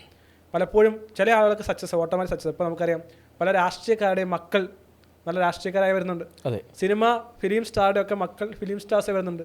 ഡോക്ടേഴ്സിൻ്റെ മക്കൾ ഡോക്ടറായി വരുന്നുണ്ട്, അല്ലെങ്കിൽ കളക്ടേഴ്സിൻ്റെ മക്കൾ IASകാരുടെ മക്കൾ IASകാരായി വരുന്നുണ്ട്. എന്തുകൊണ്ടാണ്? അവർക്ക് പ്രോപ്പർ മെൻറ്റർഷിപ്പ് അവരുടെ മാതാപിതാക്കൾ കൊടുത്തിട്ടുണ്ടാകും. അത് ബൈ ഡിഫോൾട്ടാണ്. എല്ലാവർക്കും അപ്പൻ ബിസിനസ്സുകാരനായിട്ടുള്ളത് അമ്മ ബിസിനസ്സുകാരിയായിട്ടോ ഡോക്ടറായിട്ടോ ഉണ്ടാകത്തില്ല. അങ്ങനെയുള്ള ആൾ എന്ത് ചെയ്യും? അവർക്ക് വിജയിക്കാനായിട്ട് സാഹചര്യം വളരെ കുറവാണ്. അങ്ങനെയുള്ള ആളുകൾ ഒന്നെങ്കിൽ അങ്ങനെ ഒരു ഡോക്ടറെ കണ്ടെത്തുകയോ IASകാരനെ കണ്ടെത്തുകയോ ബിസിനസ്സുകാരനെ കണ്ടെത്തുകയോ കോൺസ്റ്റൻ്റ് ആയിട്ടുള്ള മെൻറ്റർഷിപ്പിലൂടെ കടന്നു പോവുകയും ചെയ്യേണ്ട ആവശ്യമാണ്. പക്ഷേ പലപ്പോഴും സാധിക്കില്ല. കാരണം ഒരു ഓൺട്രപ്രണർ നിലയിൽ നമുക്ക് അങ്ങനെ ഒരാൾ സഹായിക്കാനായിട്ടുള്ള സമയവും സാഹചര്യം ഉണ്ടാകുന്നില്ല. ഇനി പല ആൾക്കും അതിന് വില്ലിങ്ങും എല്ലാമായിരിക്കും. അപ്പം അങ്ങനെയുള്ള സമയങ്ങളിൽ സിസ്റ്റം ബിൽഡ് ചെയ്യുന്ന, നിശ്ചയം കണ്ടെത്തുന്ന, നമ്മളെ പ്രോപ്പറായി മോണിറ്റർ ചെയ്യുകയും നമ്മളെ സഹായിക്കുകയും ചെയ്യുന്ന ആളെ കണ്ടെത്താനായിട്ട് സാധിക്കും. ഇത് വളരെ പ്രധാനപ്പെട്ടൊരു കാര്യമാണ്. അതുകൊണ്ട് ഇന്ന് കോച്ചിങ് ഇൻഡസ്ട്രി എന്ന് പറയുന്നത് തന്നെ വളരെ രീതിയിൽ അധികം മാറിയിരിക്കുകയാണ്. വളരെ മില്യൺ ക്രോർ ഇൻഡസ്ട്രി ആയിട്ട് മാറിയിരിക്കുകയാണ്. കാരണം എന്തുകൊണ്ടാണ്? ഒരു ഇൻഡസ്ട്രി ഗ്രോ ചെയ്യണമെങ്കിൽ അതിന് പൊട്ടൻഷ്യൽ ഉണ്ടാകും. അപ്പോൾ ഞാനൊരു കോച്ചായി നിൽക്കുന്നതിൻ്റെ കണ്ടിന്യൂ ചെയ്യുന്നതിൻ്റെ കാരണം തന്നെ എൻ്റെ കീഴിൽ ധാരാളം പേർ മെൻറ്റിയായി കോച്ച് ചെയ്ത് വരുന്നുണ്ടെന്നുള്ളതാണ്. കാരണം ആളുകൾക്ക് ഡെവലപ്പ് ചെയ്യണം, ആളുകൾക്ക് ഗ്രോ ചെയ്യണം. ഇത് വളരെ പ്രധാനപ്പെട്ട കാര്യമാണ്. ഇതിനകത്ത് ഞാൻ എപ്പോഴും പറയുന്ന കാര്യം ഈ ഹൈ പെർഫോമൻസിൻ്റെ ആദ്യ സ്റ്റെപ്പ് എന്ന് പറയുന്നത് ഐഡൻറ്റിറ്റി ഷിഫ്റ്റ് എന്നുള്ളതാണ്. ഐഡൻറ്റിറ്റി ഷിഫ്റ്റ്, നമ്മളിപ്പോൾ ആയിരിക്കുന്ന ആ ഒരു ഐഡൻറ്റിറ്റിയെ നമുക്ക് മൊത്തമായും മാറ്റാൻ സാധിക്കും. അതുകൊണ്ട് ഞാൻ പറഞ്ഞത് ഹൈ പെർഫോമൻസിൻ്റെ മൈൻഡ് സെറ്റാന്ന് പറയുന്നത്. ഒരു സാധാരണക്കാരനായി ചിന്തിക്കുന്ന ആൾ, സാധാരണക്കാരനായി പറയുന്ന ആൾ, സാധാരണക്കാരനായി ജീവിക്കുന്ന ആൾക്ക് ഒരിക്കലും ഹൈ പെർഫോമർ ആകാൻ സാധിക്കില്ല. അദ്ദേഹത്തിൻ്റെ ഐഡൻറ്റിറ്റി തന്നെ മൊത്തമായി ഷിഫ്റ്റ് ചെയ്യാൻ സാധിക്കണം. അതെങ്ങനെ സാധിക്കും? ഇത് നമ്മൾ പറയും, പക്ഷേ അയാൾ അതേവരെയും തുടർന്ന് വന്ന പാറ്റേൺ കംപ്ലീറ്റ് ആയിട്ട് ബ്രേക്ക് ചെയ്ത് പുതിയൊരു പാറ്റേണിലേക്ക് പോവുക എന്നുള്ളതാണോ അത് ഉദ്ദേശിക്കുന്നത്? ഉദാഹരണം പറഞ്ഞു കഴിഞ്ഞാൽ ഇതിനെ പാറ്റേൺ എന്ന് പറയും, പാറ്റേൺ അല്ലെങ്കിൽ പാരഡിയം എന്ന് നമ്മുടെ സൈക്കോളജിയിൽ നമ്മൾ പറയാറുണ്ട്. ഒരു ചിന്താഗതി നമ്മുടെ മനസ്സിൽ കിടക്കുകയാണ്, ഒരു പാരഡിയം, ഇതാണ് നമ്മുടെ ഇപ്പോൾ ചിന്താഗതി. ആ ചിന്താഗതി നമ്മൾ എത്ര നാൾ എന്ത് ചെയ്താലും ഒരിക്കലും നമ്മുടെ ജീവിതത്തിൽ ഒരു മാറ്റം ഉണ്ടാക്കിയില്ല. ഇപ്പോൾ ബ്രിയാൻ വിൽസൺ എന്ന് പറയുന്ന വളരെ ഒരു മ്യൂസീഷ്യൻ ഉണ്ടായിരുന്നു. അതേപോലെ അറിയപ്പെടുന്ന ആളൊന്നുമല്ല, അദ്ദേഹത്തെ 2ാം കിട മ്യൂസീഷ്യൻ എന്നാണ് അറിയപ്പെട്ടുകൊണ്ടിരുന്നത്. അപ്പോൾ അദ്ദേഹം നിരാശനായി ഇങ്ങനെ കിടക്കുന്ന സമയത്ത് യൂജിൻ ലോണ്ടി എന്ന് പറയുന്ന ഒരു ഡോക്ടർ അദ്ദേഹത്തെ ചികിത്സിക്കുകയാണ്. അപ്പോൾ ചികിത്സിക്കുന്ന സമയത്ത് അവർ ഏറ്റവും ആദ്യം ചെയ്ത് ഇദ്ദേഹത്തിൻ്റെ ഐഡൻറ്റിറ്റിയെ ഷിഫ്റ്റ് ചെയ്യുകയാണ് ചെയ്തത്. അപ്പോൾ അദ്ദേഹം ഒരു പരാജിതനായിട്ടുള്ള 2ാം കിടക്കാരനായിട്ടുള്ള ഒരു മ്യൂസീഷ്യനായിരുന്നു. അപ്പോൾ അദ്ദേഹത്തിൻ്റെ വസ്ത്രധാരണയിൽ അദ്ദേഹത്തിനെ മാറ്റുന്നു, നല്ല ഷൂ ധരിപ്പിക്കുന്നു. അദ്ദേഹത്തോട് പറയുകയാണ്, നിങ്ങൾ ലോകം അറിയപ്പെടുന്ന ഒരു 1ാം കിട മ്യൂസീഷ്യനാണ്. കാരണം ഇതിനാണ് പാറ്റേൺ എന്ന് പറയുന്നത്, പാറ്റേൺ അല്ലെങ്കിൽ പാരഡിയം. പലപ്പോഴും ചെറിയ കാര്യം നമ്മൾ ഒരിക്കലും ചെറിയ കാര്യങ്ങളെപ്പോലും നമ്മൾ തള്ളിക്കളയരുത്. ചെറുപ്പത്തിലുണ്ടായ ചില ചെറിയ അനുഭവങ്ങൾ തന്നെ നമ്മുടെ പാരഡിയം ഉണ്ടാക്കും, പാറ്റേൺ ഉണ്ടാക്കും. ചിലപ്പോൾ നമ്മൾ പ്രസംഗിക്കാൻ പോയപ്പോൾ ഒരു കൂട്ടുകാരൻ കളിയാക്കിയതായിരിക്കാം, അല്ലെങ്കിൽ ടീച്ചർ വഴക്ക് പറഞ്ഞതായിരിക്കാം, നിന്നെക്കൊണ്ടൊന്നും കൊള്ളില്ല എന്ന് ആരെങ്കിലും പറഞ്ഞതായിരിക്കാം. ഇതെല്ലാം പറയുന്നത് ആയിരക്കണക്കിന് ആളുകൾ നമ്മോട് പറയുന്ന കാര്യങ്ങളാണ്. നമ്മൾ വായിച്ച പുസ്തകങ്ങളൊക്കെ അപ്പുറം എന്ന അനുഭവങ്ങളോടെ മനസ്സിലാക്കുന്നതാണ്. ഈ ഒരു ചെറിയ നമ്മൾ വിചാരിക്കും ഇതൊക്കെ എന്ത് കാര്യം, ഒരാളൊന്ന് കളിയാക്കി, ഒരാളൊന്ന് കുള്ളാന്ന് വിളിച്ചു, ഒരാളൊന്ന് കറമ്പാന്ന് വിളിച്ചു, നമ്മൾ വിചാരിക്കും ഇതൊക്കെ എന്താണ്. പക്ഷെ അതുവരെ ഉണ്ടാക്കിയിട്ടുള്ളൊരു wound, inner wound is very very strong. Unhealed ആണെന്ന് മാത്രമല്ല അൺഐഡൻറ്റിഫൈഡ്, പലർക്കും അറിയുക പോലുമില്ല. ഈ ഇന്നർ വൂണ്ട് ഒരു പാറ്റേൺ ക്രിയേറ്റ് ചെയ്യപ്പെട്ടിരിക്കുകയാണ്. ഇപ്പോൾ ഞാൻ ഏറ്റവും ആദ്യമായി പ്രസംഗിക്കാൻ പോയ കാര്യം എപ്പോഴും പറയാറുണ്ട്. ഏറ്റവും ആദ്യം പ്രസംഗിക്കാൻ പോയ സമയത്ത് ഞാൻ നന്നായി പ്രിപ്പയർ ചെയ്താണ് പോയത്, നന്നായി പഠിച്ചാണ് പോയത്. പക്ഷേ ഒരു വാക്ക് പോലും എനിക്ക് പറയാൻ പറ്റിയില്ല. നമസ്കാരം പറഞ്ഞു, പിന്നെ ഞാൻ അവിടെ നിന്ന് ഇറങ്ങി ഓടി ഒരു ശവക്കോട്ടയുടെ മതിൽ കടന്ന് ഓടി ഞാൻ വീട്ടിലെത്തി. വീട്ടിലെ മുറിയിൽ കയറി ഏകദേശം മണിക്കൂറുകൾ അടച്ചിരുന്ന് ഞാൻ നിരാശപ്പെട്ടു പോയി. പിന്നെ കുറേ കാലത്തേക്ക് ഞാൻ പ്രസംഗിക്കാൻ പോലും തയ്യാറല്ലായിരുന്നു. ഇത് ആലോചിച്ച് നോക്കൂ, ആ ഒരു മനസ്ഥിതി എന്നിൽ ഉണ്ടാക്കിയിട്ടുള്ള ആഘാതം ഒരു എക്സ്പീരിയൻസ് മാത്രമാണ്. പിന്നീടാണ് ഞാൻ പ്രസംഗ മത്സരങ്ങൾ ധാരാളം സമ്മാനങ്ങൾ നേടുകയും ഒപ്പം തന്നെ പല വേദികളിൽ പോയി പ്രസംഗിക്കുകയും, ഞാൻ ഏത് സ്കൂളിലാണോ പഠിച്ചത് ആ സ്കൂളുകളിലും കോളേജുകളിലും എല്ലാം പോയി പല പ്രാവശ്യം ക്ലാസ്. അതൊരു വാശിയായിരുന്നു അല്ലേ? അതാണ് ഞാൻ പറയുന്നത് ഐഡൻറ്റിറ്റി ഷിഫ്റ്റ്. ഒരു കാലഘട്ടത്തിൽ ഒരു സമയം തിരിച്ചറിയുകയാണ്, ഞാൻ ഇങ്ങനെയുള്ള ഐഡൻറ്റിറ്റിയിൽ ജീവിക്കേണ്ട ആളല്ല. ഞാൻ അന്ന് പരാജയപ്പെട്ടതിൻ്റെ ആ മറയിലാണ് ഇന്നും ജീവിക്കുന്നത്. അതിൽ നിന്ന് പുറത്ത് കടക്കണം എന്നുള്ളത് വളരെ പ്രധാനപ്പെട്ട കാര്യമായിരുന്നു. അപ്പോൾ ആ ഒരു ഐഡൻറ്റിറ്റി ഷിഫ്റ്റ് ചെയ്യേണ്ടത് വളരെ ആവശ്യമാണ്. അപ്പോൾ ഞാൻ അതിന് എപ്പോഴും പറയുന്നത് ഐസ്ബർഗ് പ്രിൻസിപ്പിൾ എന്നാണ് ഞാൻ പറയാറ്. ഐസ്ബർഗ് ഒരു കടലിലെ അല്ലെങ്കിൽ ഒരു വലിയ വാട്ടർ റിസോഴ്സിലെ ഐസ് കട്ട, നമ്മൾ അതിൻ്റെ പുറമെയുള്ള ഒരു ചെറിയ ഭാഗം മാത്രമേ കാണുന്നുള്ളൂ. വെറും 10 മുതൽ 20% ഭാഗം മാത്രമേ കാണുന്നുള്ളൂ. അതിൻ്റെ താഴെ വലിയതായിട്ടുള്ള ഒരു ഭീമാകാരമായിട്ടുള്ള ഐസ് കട്ട, 80-90% ഐസ് കട്ട അതിനകത്ത് കാണാൻ സാധിക്കും. ഇത് തന്നെയാണ് നമ്മുടെ ജീവിതം എന്ന് പറയുന്നത്. നമ്മുടെ പുറമേ കാണുന്ന ചെറിയത് എന്ന് പറയുന്നത് അകത്തുള്ള വലിയ എന്തോ ആണ്. 2 രീതിയിൽ നമുക്ക് കാണാൻ സാധിക്കും. നമ്മുടെ അകത്ത് വലിയതായ പൊട്ടൻഷ്യലുണ്ട്. ഒന്നുകിൽ നമുക്കതിനെ കൂടുതൽ ഉയർത്തിക്കൊണ്ടുവന്ന് സക്സസ് ആക്കി മാറ്റാം, അതല്ലെങ്കിൽ നമ്മുടെ ബാല്യകാലത്തിലെ പാറ്റേൺസും പാരഡിയവും എല്ലാം ഒരു വലിയ ഐസ് കട്ടയായി വെള്ളത്തിനടിയിൽ കിടക്കുകയാണ്. ഇത് നമ്മൾ സബ് കോൺഷ്യസ് മൈൻഡെന്നും അൺകോൺഷ്യസ് മൈൻഡെന്നും എല്ലാം പറയാനുള്ള കാര്യം തന്നെയാണ്. അപ്പോൾ ഇവിടെ ഇത് തിരിച്ചറിയുന്നവർക്കാണ് ഒരു ഐഡൻറ്റിറ്റി ഷിഫ്റ്റ് ഉണ്ടാക്കേണ്ടത്. അവിടെ മൈൻഡ് സെറ്റ് എന്ന് പറയുന്നത് ഹൈ പെർഫോമർ ആകണമോ, ഇനി എന്താണോ ആകാൻ ആഗ്രഹിക്കുന്നത് അതിനെക്കുറിച്ച് തീർച്ചയായും നമുക്ക് വളരെ വ്യക്തമായിട്ടുള്ള ബോധ്യമുണ്ടാകണം. ധാരാളം ഉദാഹരണങ്ങൾ നമുക്ക് പറയാൻ സാധിക്കും. ഇപ്പോൾ ഒരു തരത്തിലെ കടലിലെ ഞണ്ട്, ആ കടലിലെ ഞണ്ട് അതിൻ്റെ പുറന്തോട് ഭയങ്കര കട്ടിയുള്ളൊരു പുറന്തോടാണ്. അപ്പോൾ അത് നടക്കാൻ പോലും സാധിക്കില്ല, ശ്വാസം മുട്ടാണ് ആ ഞണ്ടിന് പലപ്പോഴും ഉണ്ടാകാറുള്ളത്. അപ്പോൾ ഈ ഞണ്ട് ചെയ്യുന്ന കാര്യം എന്താണെന്ന് വെച്ച് കഴിഞ്ഞാൽ, ഈ ഞണ്ട് ഒരു ആരുമില്ലാത്തൊരു പാറ ഇടുക്കിലേക്ക് പോകും. ആ പാറ ഇടുക്കിൽ ചെന്നിട്ട് അതിൻ്റെ ആ കട്ടിയുള്ള ആ പുറന്തോടിനെ പൊട്ടിച്ച് കളയിപ്പിക്കും. പൊട്ടിച്ച് കളഞ്ഞിട്ട് അതിന് വേറെ സ്വാഭാവികമായിട്ടുള്ള മറ്റൊരു പുറന്തോട് വരികയും പിന്നെ അതിന് ജീവിക്കാനായിട്ട് സാധിക്കുന്നത്. അപ്പോൾ ഇത് വളരെ പ്രധാനപ്പെട്ട കാര്യമാണ്. നമ്മുടെ ആ ഒരു പഴയ ഐഡൻറ്റിറ്റിയെ പാരഡയത്തെ ഷിഫ്റ്റ് ചെയ്യേണ്ടത്, പാറ്റേണിനെ മാറ്റേണ്ടത് വളരെ ആവശ്യമാണ്. ഇത്തരം ധാരാളം പാറ്റേൺസ് നമ്മുടെ ജീവിതത്തിലുണ്ട്. ഭയം, നാണം, മടി, നാളത്തേക്ക് മാറ്റിവെക്കൽ, പരാജയത്തെക്കുറിച്ചുള്ള പേടി, വിജയത്തെക്കുറിച്ചുള്ള പേടി, സ്റ്റേജ് ഫിയർ, ഇതെല്ലാം ഉണ്ടാകുന്ന ഈ പഴയ ഐഡൻറ്റിറ്റിയുടെ ഭാഗമായിട്ടാണ്. ഇതിനെ പൊളിച്ചെഴുതാത്തിടത്തോളം കാലം നമ്മൾ എന്ത് ചെയ്യുന്നുവോ നമുക്ക് മുന്നോട്ട് പോകാൻ സാധിക്കുകയില്ല. നാം പാതി വഴിയിൽ ഇട്ടേച്ച് പോകും, മുന്നോട്ട് പോകാൻ സാധിക്കില്ല. ഈ ഒരു ഒന്നാമത്തെ സ്റ്റെപ്പ് എന്ന് പറയുന്നത് ഈ നിഷേരിയല്ല ഐഡൻറ്റിഫൈ ചെയ്യുന്നു, അതല്ലെങ്കിൽ നമ്മുടെ കോർ ഏരിയ കണ്ടെത്തുന്നു, സിസ്റ്റം ഉണ്ടാക്കുന്നു. ഇതെല്ലാം ചെയ്യുന്നതിന് മുമ്പ് നമ്മൾ ചെയ്യേണ്ട കാര്യമാണ് ഇന്നർ ഹീലിംഗ്. പലപ്പോഴും നമ്മൾ രണ്ടുപേരും ചെയ്യുന്ന കാര്യത്തിനകത്ത് ഷിജോ ഇന്നർ ഹീലിങ്ങിൻ്റെ ഒരാളായിട്ട് അറിയപ്പെടുന്ന ആളാണ്. എന്തുകൊണ്ട് ആളുകൾ പരാജയപ്പെടുന്നു, എന്തുകൊണ്ട് വിജയിക്കാൻ സാധിക്കുന്നില്ല, അതിൻ്റെ ഇന്നർ ഹീലിങ്ങിലാണ് ഷിജോ കോൺസെൻട്രേറ്റ് ചെയ്യുന്നത്. അപ്പോൾ ഞാൻ ഇന്നർ ഹീൽ ചെയ്യപ്പെട്ടയാളെ എങ്ങനെ എലിവേറ്റ് ചെയ്യാം. ഞാൻ പലപ്പോഴും എൻ്റെ അടുത്തുനിന്ന് ക്ലയൻറ്റിൽ ഹാൻഡിൽ ചെയ്യുന്നത് ഞാൻ ഒത്തിരി സ്ട്രഗിൾ ചെയ്യാറുണ്ട്. കാരണം എനിക്ക് അവരുടെ ഹീൽ ചെയ്ത ശേഷം മാത്രമേ എനിക്ക് അവരെ ഒരു ഡെവലപ്മെൻറ്റ് ആംഗിലേക്ക് കൊണ്ടുപോകാൻ സാധിക്കും. അതുകൊണ്ട് പലപ്പോഴും ഞാൻ ഷിജോയ്ക്കും സജസ്റ്റ് ചെയ്യുന്നത്, ഓക്കെ ഈ റിലേഷൻഷിപ്പിൽ പ്രശ്നമുണ്ടെങ്കിൽ ഓക്കെ നിങ്ങൾ ഷിജോയുമായി ബന്ധപ്പെടുക, ഇന്നർ ഹീലിംഗ് ആണ് വേണമെങ്കിൽ ഷിജോയുമായി ബന്ധപ്പെടുക. ഞാൻ അങ്ങനെ ആളെ ഞാൻ പലപ്പോഴും പല രീതിയിലും ആളുകൾ, കാരണം അത് സ്ലോ പ്രോസസ്സാണ്. ഹീൽ ചെയ്ത ശേഷം ഹൈ പെർഫോർ ആക്കുക എന്ന് പറയുന്നത് സമയമെടുക്കുന്ന പ്രോസസ്സാണ്. പക്ഷേ ഹീൽ ചെയ്യപ്പെട്ട ആളെ നമുക്ക് വളരെ പെട്ടെന്ന് ഈ പ്രോസസ്സിലൂടെ നമുക്ക് പെട്ടെന്ന് ഹൈ പെർഫോർ ആക്കാൻ മാറ്റാൻ സാധിക്കും. ഈ ഒരു ഐഡൻറ്റിറ്റി ഷിഫ്റ്റ് ഉണ്ടാക്കേണ്ടത് വളരെ ആവശ്യമാണ്. ഞാൻ എന്നുള്ള ആ പഴയ മനുഷ്യനെ ഉരിഞ്ഞു കളഞ്ഞുകൊണ്ട്, ബൈബിളിൽ പറയുന്നുണ്ട്, പഴയ മനുഷ്യനെ അവൻ്റെ പ്രവൃത്തിയോടെ ഉരിഞ്ഞു കളഞ്ഞുകൊണ്ട് പുതിയ മനുഷ്യനായി മാറുക. ഈ ഒരു പഴയ ആ കോട്ടരി, പഴയ തോലിനെ ഈ ഞണ്ട് കളയുന്ന പോലെ എറിഞ്ഞു കളയാൻ സാധിക്കും. ഇതൊരു പെയിൻഫുൾ പ്രോസസ്സാണ്. ഞാൻ പഴയതിനെ എറിഞ്ഞു കളയുക എന്ന് പറഞ്ഞാൽ വളരെ പെയിൻഫുൾ പ്രോസസ്സാണ്. ഇപ്പോൾ നമുക്കൊരു കഴുകൻ്റെ അനുഭവം നമുക്കറിയാം. കഴുകൻ 40 വയസ്സ് കഴിയുമ്പോൾ ഒന്നുകിൽ കഴുകൻ മരിക്കും, അല്ലെങ്കിൽ കഴുകന് വീണ്ടും ജീവിക്കാം. അപ്പോൾ ഈ കഴുകൻ്റെ 40 വയസ്സാകുമ്പോഴത്തേക്ക് കഴുകൻ്റെ ചിറകുകളെല്ലാം കട്ടിയുള്ളതായി മാറും, പറക്കാൻ സാധിക്കാത്ത അവസ്ഥ വരും. അതിൻ്റെ ചുണ്ടുകളൊക്കെ നീണ്ടിട്ട് അതിന് ഭക്ഷണം കഴിക്കാൻ പറ്റാതെയാവും. അപ്പോൾ കഴുകന് നമ്മൾ 2 ചോയ്സ് മാത്രമേ, ഒന്നുകിൽ മരിക്കുക, അതല്ലെങ്കിൽ പുതിയതായി ജീവിക്കുക. അപ്പോൾ അത് ചെയ്യുന്ന കാര്യമാണ്, ഉയർന്ന പാറക്കെട്ടിലേക്ക് അത് പറന്നു പോകും. ആരുമില്ലാത്തൊരു പാറക്കെട്ടിലേക്ക് അത് പറന്നു പോകും. അവിടെ ഒരു ട്രാൻസ്ഫോർമേഷൻ പ്രോസസ്സ് നടക്കുന്നുണ്ട്.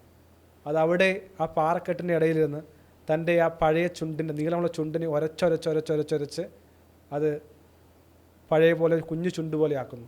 തൻ്റെ ആ കട്ടി പിടിച്ച ആ ചിറകുകളെല്ലാം കൊത്തിപ്പറിച്ച് ആ വേദനയുള്ള പ്രോസസ്സിൽ കടന്നുപോയി ഒരു സാധാരണ ഒന്നുമില്ലാത്ത പച്ച മാംസമുള്ളൊരു കഴുകനായി അത് ജീവിക്കും.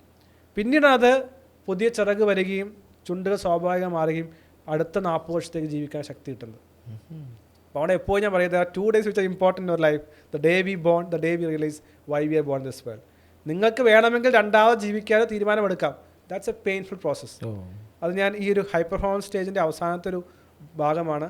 ഇറ്റ്സ് എ പെയിൻഫുൾ പ്രോസസ്സ് എന്ന് പറയുന്നത്. ഇറ്റ്സ് പെയിൻ ആയിട്ടുള്ളൊരു കാര്യമാണ് ഹൈ പെർഫോമൻസ് എന്ന് പറയുന്നത്.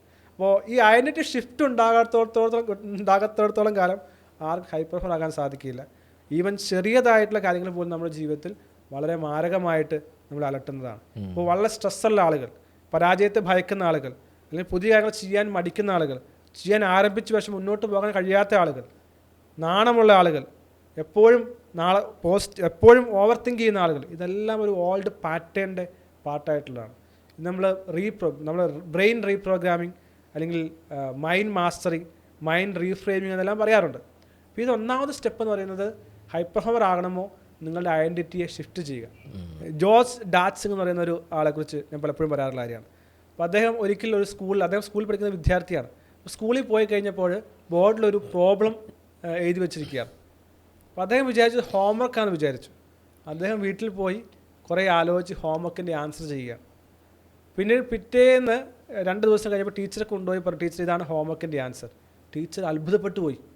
കാരണം ഇത് ലോകത്തിൽ ആർക്കും സോൾവ് ചെയ്യാൻ പറ്റാത്തൊരു പ്രോബ്ലം ടീച്ചർ ബോർഡിൽ എഴുതി വെച്ചിട്ടുണ്ടായിരുന്നു. അപ്പോൾ അദ്ദേഹം ചെയ്തപ്പോൾ ടീച്ചർക്ക് വളരെ അത്ഭുതമായി പോയി. ഇദ്ദേഹം വിചാരിച്ചത് ഹോംവർക്കാണെന്ന് വിചാരിച്ച് അദ്ദേഹം ചെയ്തതാണ്. ഇത് പലപ്പോഴും ഇങ്ങനൊരു പ്രധാനപ്പെട്ട ഒരു കാര്യം കൂടി നമ്മൾ വിചാരിക്കണം. ഞാൻ ആദ്യം പറഞ്ഞു, ഹൈ പെർഫോമൻസ് എന്ന് പറയുന്നത് ഒത്തിരി പണമുള്ള ആൾക്കുള്ളതല്ല, ഒത്തിരി സ്കില്ലുള്ള ആൾക്കുള്ളതല്ല, അല്ലെങ്കിൽ ഒത്തിരി ആഠ്യത്വവും ഒപ്പം തന്നെ സാഹചര്യമുള്ള ആൾക്കുള്ളതല്ല. ഏതാൾക്കും സാധിക്കും. ഈ ഒരു തിരിച്ചറിവാണ്. എനിക്കത് ചെയ്യാൻ ആഗ്രഹമുണ്ടെന്നും എനിക്ക് കഴിയണമെന്നുള്ള ചിന്തയോടുണ്ടെങ്കിൽ ലോകത്തിൽ ആർക്കും ചെയ്യാൻ കഴിയാത്ത കാര്യങ്ങളും ചെയ്യാൻ സാധിച്ചു എന്നുള്ളതാണ് ഇദ്ദേഹത്തിൻ്റെ കഥ നമുക്ക് മനസ്സിലാക്കാൻ സാധിക്കുന്നത്. ധാരാളം കഥകൾ നമുക്ക് മനസ്സിലാക്കാൻ സാധിക്കും. ലോകത്തിൽ അത്ഭുതകരമായ കാര്യങ്ങൾ ചെയ്തിട്ടുള്ള പല ആളുകളും സാധാരണക്കാരാണ്. അപ്പോൾ അതുകൊണ്ട് ഞാൻ പറയുന്നത് consistency beats motivation, focus beats stress. രണ്ട് കാര്യമാണ്, കൺസിസ്റ്റൻസി ഉണ്ടാകുക, ഫോക്കസ് ഉണ്ടാകുക. പക്ഷെ ഇത് എളുപ്പമല്ല. ഇതിന് ഈ ഫോക്കസ്, ഇപ്പോൾ പല ആളുകൾ പറയും എനിക്ക് ഫോക്കസ് ചെയ്യാൻ പറ്റുന്നില്ല സാർ, ഞാൻ കുറച്ച് മുന്നോട്ട് പോകുമ്പോഴത്തേക്ക് എൻ്റെ ഡിസ്ട്രാക്ഷൻ മൊബൈലിലേക്കോ അല്ലെങ്കിൽ പഴയ വിഷമങ്ങളിലേക്കോ അല്ലെങ്കിൽ ഭർത്താവ് ഭാര്യ മക്കളിലേക്കോ പോവുകയാണ്. കാരണം എന്താണ്? ഈ പഴയ പാറ്റേൺ. നിങ്ങൾക്ക് എത്രമാത്രം നിങ്ങളുടെ പഴയ മനുഷ്യനെ ഉഴിഞ്ഞ് അല്ലെങ്കിൽ ഉതിർന്ന് കളയാൻ സാധിക്കുമോ? പഴയ ഐഡൻറ്റിറ്റിയെ മാറ്റാൻ സാധിക്കുമോ? ഒരു പാരഡിയം ഷിഫ്റ്റ്, പുതിയ പാറ്റേൺ ഐഡൻറ്റിറ്റി ഷിഫ്റ്റ് ചെയ്യാൻ സാധിക്കും. അപ്പോൾ എന്നെ സ്കൂളിലൊക്കെ അറിയപ്പെട്ടിരുന്നത് ഒരു ഇരട്ട പേരിൽ അറിയപ്പെട്ടിരുന്നത്. എൻ്റെ ശരിയായ പേര് ആർക്കും അറിയില്ലായിരുന്നു. ഓൾമോസ്റ്റ് +2 കഴിയുമെന്ന് വരെ പലർക്കും എൻ്റെ പേര് അറിയില്ലായിരുന്നു. എൻ്റെ വീട്ടുകാർക്ക് മാത്രമാണ് എൻ്റെ പേര് അറിയായിരുന്നുള്ളൂ. അപ്പോൾ +2 10ാം ക്ലാസ്സിലും +2വിലും ഏറ്റവും കൂടുതൽ മാർക്ക് നേടിയ ഒരാളായി ഞാൻ മാറിയ സമയത്താണ് എൻ്റെ ശരിയായ പേര് ആളുകൾ പേപ്പറിൽ വായിക്കുകയും എന്നെ മനസ്സിലാക്കുകയും ചെയ്തത്. ഇത് തന്നെയാണ് പഴയൊരു മനുഷ്യനുണ്ട്, പഴയൊരു പേര്, നെഗറ്റീവ് പേര് പറയുന്നില്ല, ആ പേര് അറിയപ്പെട്ടിരുന്നത്. പക്ഷെ ഇന്ന് ആളുകൾ അല്ലെങ്കിൽ അതിനുശേഷം ആൾ എൻ്റെ യഥാർത്ഥ പേര് എന്താണെന്ന് മനസ്സിലാക്കിയത്. അപ്പോൾ ഇതൊരു ട്രാൻസ്ഫോർമേഷനാണ്. പഴയ മനുഷ്യൻ മാറി പുതിയ മനുഷ്യനായി മാറുന്ന അവസ്ഥ. പഴയ ശീലങ്ങൾ, പഴയ ഹാബിറ്റുകൾ, പഴയ ചിന്താഗതികൾ, പഴയ വികാരങ്ങൾ, പഴയ സുഹൃത്തുക്കൾ, പഴയ പുസ്തകങ്ങൾ, പഴയ വീഡിയോകൾ, ഇതെല്ലാം മാറേണ്ട ഒരു മെറ്റാമോർഫോസിസ് എന്ന് നമ്മൾ പൊതുവെ പറയാറുണ്ടല്ലോ. മെറ്റാമോർഫോസിസ്. ഇപ്പോൾ നമ്മൾ പ്യൂപ്പ അതിൻ്റെ പ്രോസസ്സിൽ കടന്നു പോകുമ്പോൾ അതൊരു പുഴുവായി, ആ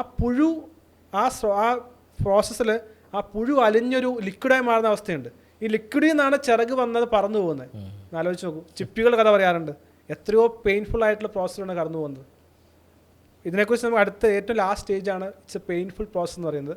പക്ഷേ ഒന്നാമത്തെ കാര്യം എന്ന് പറയുന്നത് എൻ്റെ ഐഡൻറ്റിറ്റി ഷിഫ്റ്റ് ചെയ്യുക. എൻ്റെ ഐഡൻറ്റിറ്റിയെ ഒരു പുതിയ ആളായി ഞാൻ മാറുക എന്നുള്ള ആ മെൻറ്റൽ പ്രോസസ്സ്. എല്ലാം നടക്കുന്നത് മൈൻഡിലാണ്. മൈൻഡിലാണ് ഏറ്റവും ആദ്യം മാറ്റം ഉണ്ടാകേണ്ടത്. അപ്പോൾ ഞാനൊരു കാര്യം ആഗ്രഹിച്ചു, എനിക്കത് വിശ്വാസമില്ലെങ്കിൽ ഒരിക്കലും നമുക്ക് ചെയ്യാൻ സാധിക്കില്ല. അപ്പോൾ അതുകൊണ്ട് ഞാൻ പറയുന്നത്, നിങ്ങൾ ഹൈപ്പർഫോർ ആകണമെങ്കിൽ നിങ്ങൾ ഹൈപ്പർഫോർ ആയും ചിന്തിച്ചുകൊണ്ട് അത് ഇൻവെസ്റ്റ് ചെയ്യുക. നിങ്ങൾക്ക് വിശ്വാസമില്ലേ, നിങ്ങൾ തുടങ്ങാതിരിക്കുക. നിങ്ങൾ വിശ്വാസം ഉണ്ടായാൽ മാത്രമേ ഹൈപ്പർഫോർ ആകാൻ സാധിക്കുള്ളൂ. വിശ്വാസമുണ്ടെങ്കിൽ ഏറ്റവും ബെസ്റ്റായിട്ടുള്ള മെൻറ്റർ, കോച്ച്, ഏറ്റവും ബെസ്റ്റായിട്ടുള്ള റിസോഴ്സ്. ഞാൻ എപ്പോഴും പറയുന്ന കാര്യമാണ്. നമുക്കറിയാം, വലിയ വലിയ ഇൻസ്റ്റിറ്റ്യൂട്ടിൽ പഠിക്കുന്ന ആളുകൾ, ഇപ്പോൾ IIM പഠിക്കുന്ന ഒരാളും ഒരു Tier 3 ഇൻസ്റ്റിറ്റ്യൂട്ടിൽ പഠിക്കുന്ന ആളും ഒരിക്കലും ഒരേപോലെ സക്സസ് ആകുന്നില്ല. വലിയ ഇൻസ്റ്റിറ്റ്യൂട്ട്, ഇപ്പോൾ IIM പഠിക്കുന്ന ആൾ കിട്ടുന്ന സാലറി 25 lakhs to 1 crore ആയിരിക്കാം. ഒരു Tier 3 ഇൻസ്റ്റിറ്റ്യൂഷൻ പഠിക്കുന്ന ആൾ കിട്ടുന്നത് ഒരു 4 ലക്ഷം രൂപ ആയിരിക്കാം LP. എന്തുകൊണ്ടാണ്? അവർ കിട്ടുന്ന ട്രെയിനിങ്, അവരുടെ റിസോഴ്സസ്, ഇത് വളരെ പ്രധാനപ്പെട്ട കാര്യമാണ്. ഒരിക്കലും ചീപ്പായിക്കൊണ്ട് നമുക്കൊരു മാറ്റം ഉണ്ടാക്കുമെന്ന് വിചാരിക്കുന്നതിനകത്ത് വളരെ വളരെ ഡിഫിക്കൽട്ടായിട്ടുള്ള കാര്യമാണ്. ഞാനിവിടെ ഇരുന്ന് പറയുമ്പോൾ പോലും എനിക്കും ധാരാളം മെൻറ്റേഴ്സ് ഉണ്ട്. നമുക്ക് ലോകത്തിലെ അറിയപ്പെടുന്ന പല ബിസിനസ്സുകാരും നമ്മൾ വിചാരിക്കും സ്വന്തമായി ഡെവലപ്പ് ചെയ്തതാണ്. ഒരിക്കലുമല്ല. അവർക്ക് അവരുടേതായ പല മേഖലകളിലും മെൻറ്റേഴ്സ് ഉണ്ട്. അതുകൊണ്ട് വലിയ ബിസിനസ്സുകാർ എപ്പോഴും പറയുന്ന കാര്യമുണ്ട്, എൻ്റെ കമ്പനിയിൽ ജോലി ചെയ്യുന്നവരെല്ലാവരും എന്നേക്കാൾ മികച്ചവരായിരിക്കും. എനിക്ക് ധാരാളം ലീഡർഷിപ്പ് കോച്ചുകൾ അറിയാം. പല ബിസിനസ് ഓൺടർപ്രണേഴ്സിനെ ഞാൻ പരിചയപ്പെടുമ്പോൾ അവർ പറയുന്നത് അവർക്കെല്ലാം വളരെയധികം ഹൈലി സക്സസ്ഫുൾ ആയിട്ടുള്ള കോച്ചുകൾ അവർക്കുണ്ട്. പിന്നെ അവരുടെ കമ്പനിയിലെ എംപ്ലോയീസ് എല്ലാം പലരും അവരെക്കാൾ മികച്ചവരാണ്. പലരും എല്ലാവരും തന്നെ അവരെക്കാൾ മികച്ചവരാണ്. അപ്പോൾ ആ രീതിയിലുള്ള ചിന്താഗതി ഉണ്ടെങ്കിൽ മാത്രമേ നമുക്ക് വിജയിക്കാൻ സാധിക്കൂ. ചില കമ്പനികളിലെ ഉടമസ്ഥത കിട്ടുന്നതിനേക്കാൾ അധികം കൂടുതൽ സാലറിയാണ് പല ജോലിക്കാർക്കും അവർ കൊടുക്കുന്നത്. കാരണം കമ്പനിയെ ബിൽഡ് ചെയ്യേണ്ടത് ആവശ്യമാണ്. So high performance is not cheap. That requires pain, that requires investment, that requires a mentor. It starts with shifting your identity. ഇപ്പോൾ 40 വയസ്സുള്ള ആളെ മാറ്റിയെടുക്കുക എന്ന് പറയുന്നത് 40 വർഷത്തെ പാറ്റേൺ മാറ്റണം. അത് വളരെ ഡിഫിക്കൽട്ടായ ടാസ്ക്കാണ്. അപ്പോൾ നിങ്ങൾ വിചാരിക്കരുത് 40 വർഷം ജീവിച്ച് എന്നെ ഈ ആൾക്ക് ഒരു ദിവസം കൊണ്ട് മാറ്റിയെടുക്കാൻ സാധിക്കും. അത് ചീപ്പായിട്ടുള്ള പ്രോസസ്സല്ല. ആ ഒരു മെൻറ്റർ കടന്നു പോകുന്ന ആ ഒരു പെയിൻ. കാരണം എൻ്റെ അടുത്തൊരാൾ വരുമ്പോൾ ഞാൻ എപ്പോഴും ആലോചിക്കുന്നത് ഈ ആൾക്ക് എങ്ങനെ മാറ്റം കൊണ്ടുവരാൻ സാധിക്കും. രാപകൽ നമ്മൾ അദ്ദേഹത്തെക്കുറിച്ച് പഠിക്കുകയും അയാൾ എങ്ങനെ സഹായിക്കാൻ പറ്റുകയുമെന്ന് ചിന്തിച്ചുകൊണ്ടിരിക്കുകയാണ്. അങ്ങനെ പറ്റില്ല എന്ന് തോന്നാതെ തുടക്കത്തെ സ്റ്റേജിൽ നമ്മൾ അവരോട് പറയും, എനിക്ക് നിങ്ങളെ മെൻറ്റർ ചെയ്യാൻ സാധിക്കില്ല. കാരണം എന്നെ സംബന്ധിച്ച് ഞാൻ ആദ്യം പറഞ്ഞു, value is important for A high performer. എത്രമാത്രം യുണീക്കായിട്ടുള്ള വാല്യൂ കൊടുക്കാൻ സാധിക്കും. ഒരു മെൻറ്റർ എന്ന് പറയുന്നത് ഈസി ജോബല്ല. നമ്മുടെ ആളെക്കുറിച്ച് പഠിക്കണം, അയാളുടെ ബാക്ക്ഗ്രൗണ്ട് പഠിക്കണം, അയാളുടെ ഐഡൻറ്റിറ്റിയെക്കുറിച്ച് മനസ്സിലാക്കണം. അയാൾ മാറ്റം ഉണ്ടായില്ലെങ്കിൽ ഞാനൊരു മെൻറ്റർ എന്ന നിലയിൽ ഒരു പരാജിതനായിട്ടുള്ള ആളാണ്. അതുകൊണ്ട് അവിടെ ഈ ഐസ്ബർഗ് പോലെ തന്നെ ഒരാൾക്ക് ഞാൻ ചിലപ്പോൾ കൺസൾട്ടേഷൻ 45 മിനിറ്റാണ് ഞാൻ കൊടുക്കുന്നത്. പക്ഷേ അതിൻ്റെ പിന്നിൽ അദ്ദേഹത്തെക്കുറിച്ച്, അദ്ദേഹത്തിൻ്റെ ഫസ്റ്റ് സ്റ്റേജ് കുറച്ചുകൂടി പെട്ടെന്ന് നടക്കും. പക്ഷേ പിന്നെയുള്ള സ്റ്റേജുകളിൽ അദ്ദേഹം ചിന്താഗതികൾ, ഇമോഷൻസ്, ബാക്ക്ഗ്രൗണ്ട്, ട്രോമ ഹിസ്റ്ററി, അദ്ദേഹത്തിൻ്റെ തോട്ട് പ്രോസസ്, ബിലീഫ് സിസ്റ്റം, ഇതെല്ലാം നമ്മൾ പഠിക്കുകയും ഈ 40 വർഷം എത്രമാത്രം പ്രായം കൂടി അത്രമാത്രം റിസ്ക് ആയിട്ടുള്ള പ്രോസസ്സാണ് ആളെ മാറ്റുക എന്ന് പറയുന്നത്. അപ്പോൾ അതുകൊണ്ട് എത്രയും ചെറുപ്പത്തിലെയോ മാറ്റാൻ കഴിയുമെങ്കിൽ അത് മാറ്റുക, അല്ലെങ്കിൽ കൂടെയും നമുക്ക് സാധിക്കും. പക്ഷേ it is when you are aged, when you are experience, it's very painful. ഇതൊരു വളരെ രസകരമായിട്ടൊരു സെൻ കഥ നമ്മൾ കേൾക്കാറുണ്ട്. ഒരിക്കലും ഒരു സെൻ ഗുരുവിൻ്റെ അടുക്കൽ ഒരാൾ വന്ന് സംസാരിച്ചുകൊണ്ടിരിക്കുകയാണ്. അപ്പോൾ സെൻ ഗുരു ഒരു പാത്രം കൊണ്ടുവന്നു, ഒരു ഗ്ലാസ് കൊണ്ടുവന്നു, തൻ്റെ ജാറിൽ നിന്ന് വെള്ളം ഒഴിച്ചു. വെള്ളം ചായ ഒഴിച്ചു. ആ ഗ്ലാസ് നിറഞ്ഞു. അത് നിർത്തിയില്ല, അത് കവിഞ്ഞൊഴുകിക്കൊണ്ടിരിക്കുകയാണ്. അപ്പോൾ അദ്ദേഹം പറഞ്ഞു, സ്റ്റോപ്പ്, എന്തുകൊണ്ടാണ് ചായ കവിഞ്ഞു പോകുന്നു? അപ്പോൾ അദ്ദേഹം പറഞ്ഞു, നിങ്ങളുടെ ഗ്ലാസ്, നിങ്ങളുടെ മനസ്സും നിങ്ങളുടെ ചിന്തകളും എല്ലാം ഇങ്ങനെയാണ്. ഓൾറെഡി നിങ്ങൾ ഫില്ല് ചെയ്തിരിക്കുകയാണ്. എന്തൊക്കെയോ തെറ്റായിട്ടുള്ള, എന്തൊക്കെയോ നെഗറ്റീവായിട്ടുള്ള, എന്തൊക്കെയോ വേണ്ടാത്തതായുള്ള ചിന്തകൾ നിറഞ്ഞിരിക്കുകയാണ്. നിങ്ങളിതിനെ എംപ്റ്റി ചെയ്യാതെ നിങ്ങളിലേക്ക് ഒരു തുള്ളി പോലും എനിക്ക് പകർന്നു നൽകാൻ സാധിക്കും. വേണമെങ്കിൽ അതിനകത്തേക്ക് വെച്ചാൽ ഒന്നുകിൽ പുറത്തേക്ക് പോകും, അതല്ലെങ്കിൽ ഉള്ള നെഗറ്റിവിറ്റിയിൽ നല്ല കാര്യങ്ങളെല്ലാം മുങ്ങിപ്പോകും. അപ്പോൾ നമ്മളെ സംബന്ധിച്ച് ഈ ആളുടെ നെഗറ്റിവിറ്റിയെ പുറത്ത് കളയുക, അല്ലെങ്കിൽ ഓൾഡ് വൂൺസ്, ഓൾഡ് പാറ്റേൺസിനെ ഇല്ലായ്മ ചെയ്യുക എന്നുള്ളത് വളരെ റിഗ്രസ് ആയിട്ടുള്ള, പെയിൻഫുൾ ആയിട്ടുള്ള എക്സസൈസാണ്. ഒരു ഹൈപ്പർഹോം എന്ന് പറയുമ്പോൾ നമ്മൾ അധികം ചാർജ് ചെയ്യുന്നതിൻ്റെ കാരണം എന്ന് പറയുന്നത് അത്രയും ഇൻറ്റൻസീവായിട്ടുള്ളൊരു തോട്ട് പ്രോസസ്സ് നമുക്ക് കിട്ടാൻ മാത്രമേ ഒരാളെ ചേഞ്ച് ചെയ്യാൻ സാധിക്കത്തുള്ളൂ. രണ്ടാമത്തെ പ്രധാനപ്പെട്ട കാര്യം എന്ന് പറയുന്നത് ചേഞ്ച് ഈസ് നോട്ട് ഈസി. ഇപ്പം ഞാൻ വിചാരിക്കുകയാണ് എനിക്ക് ഷിജോയെ മാറ്റമെന്ന് വിചാരിച്ചു കഴിഞ്ഞാൽ ഒരിക്കലും എനിക്ക് മാറ്റാൻ സാധിക്കില്ല. അതുകൊണ്ട് പലപ്പോഴും റിലേഷൻഷിപ്പിൽ ഈ പ്രശ്നം ഉണ്ടാകുന്നത്.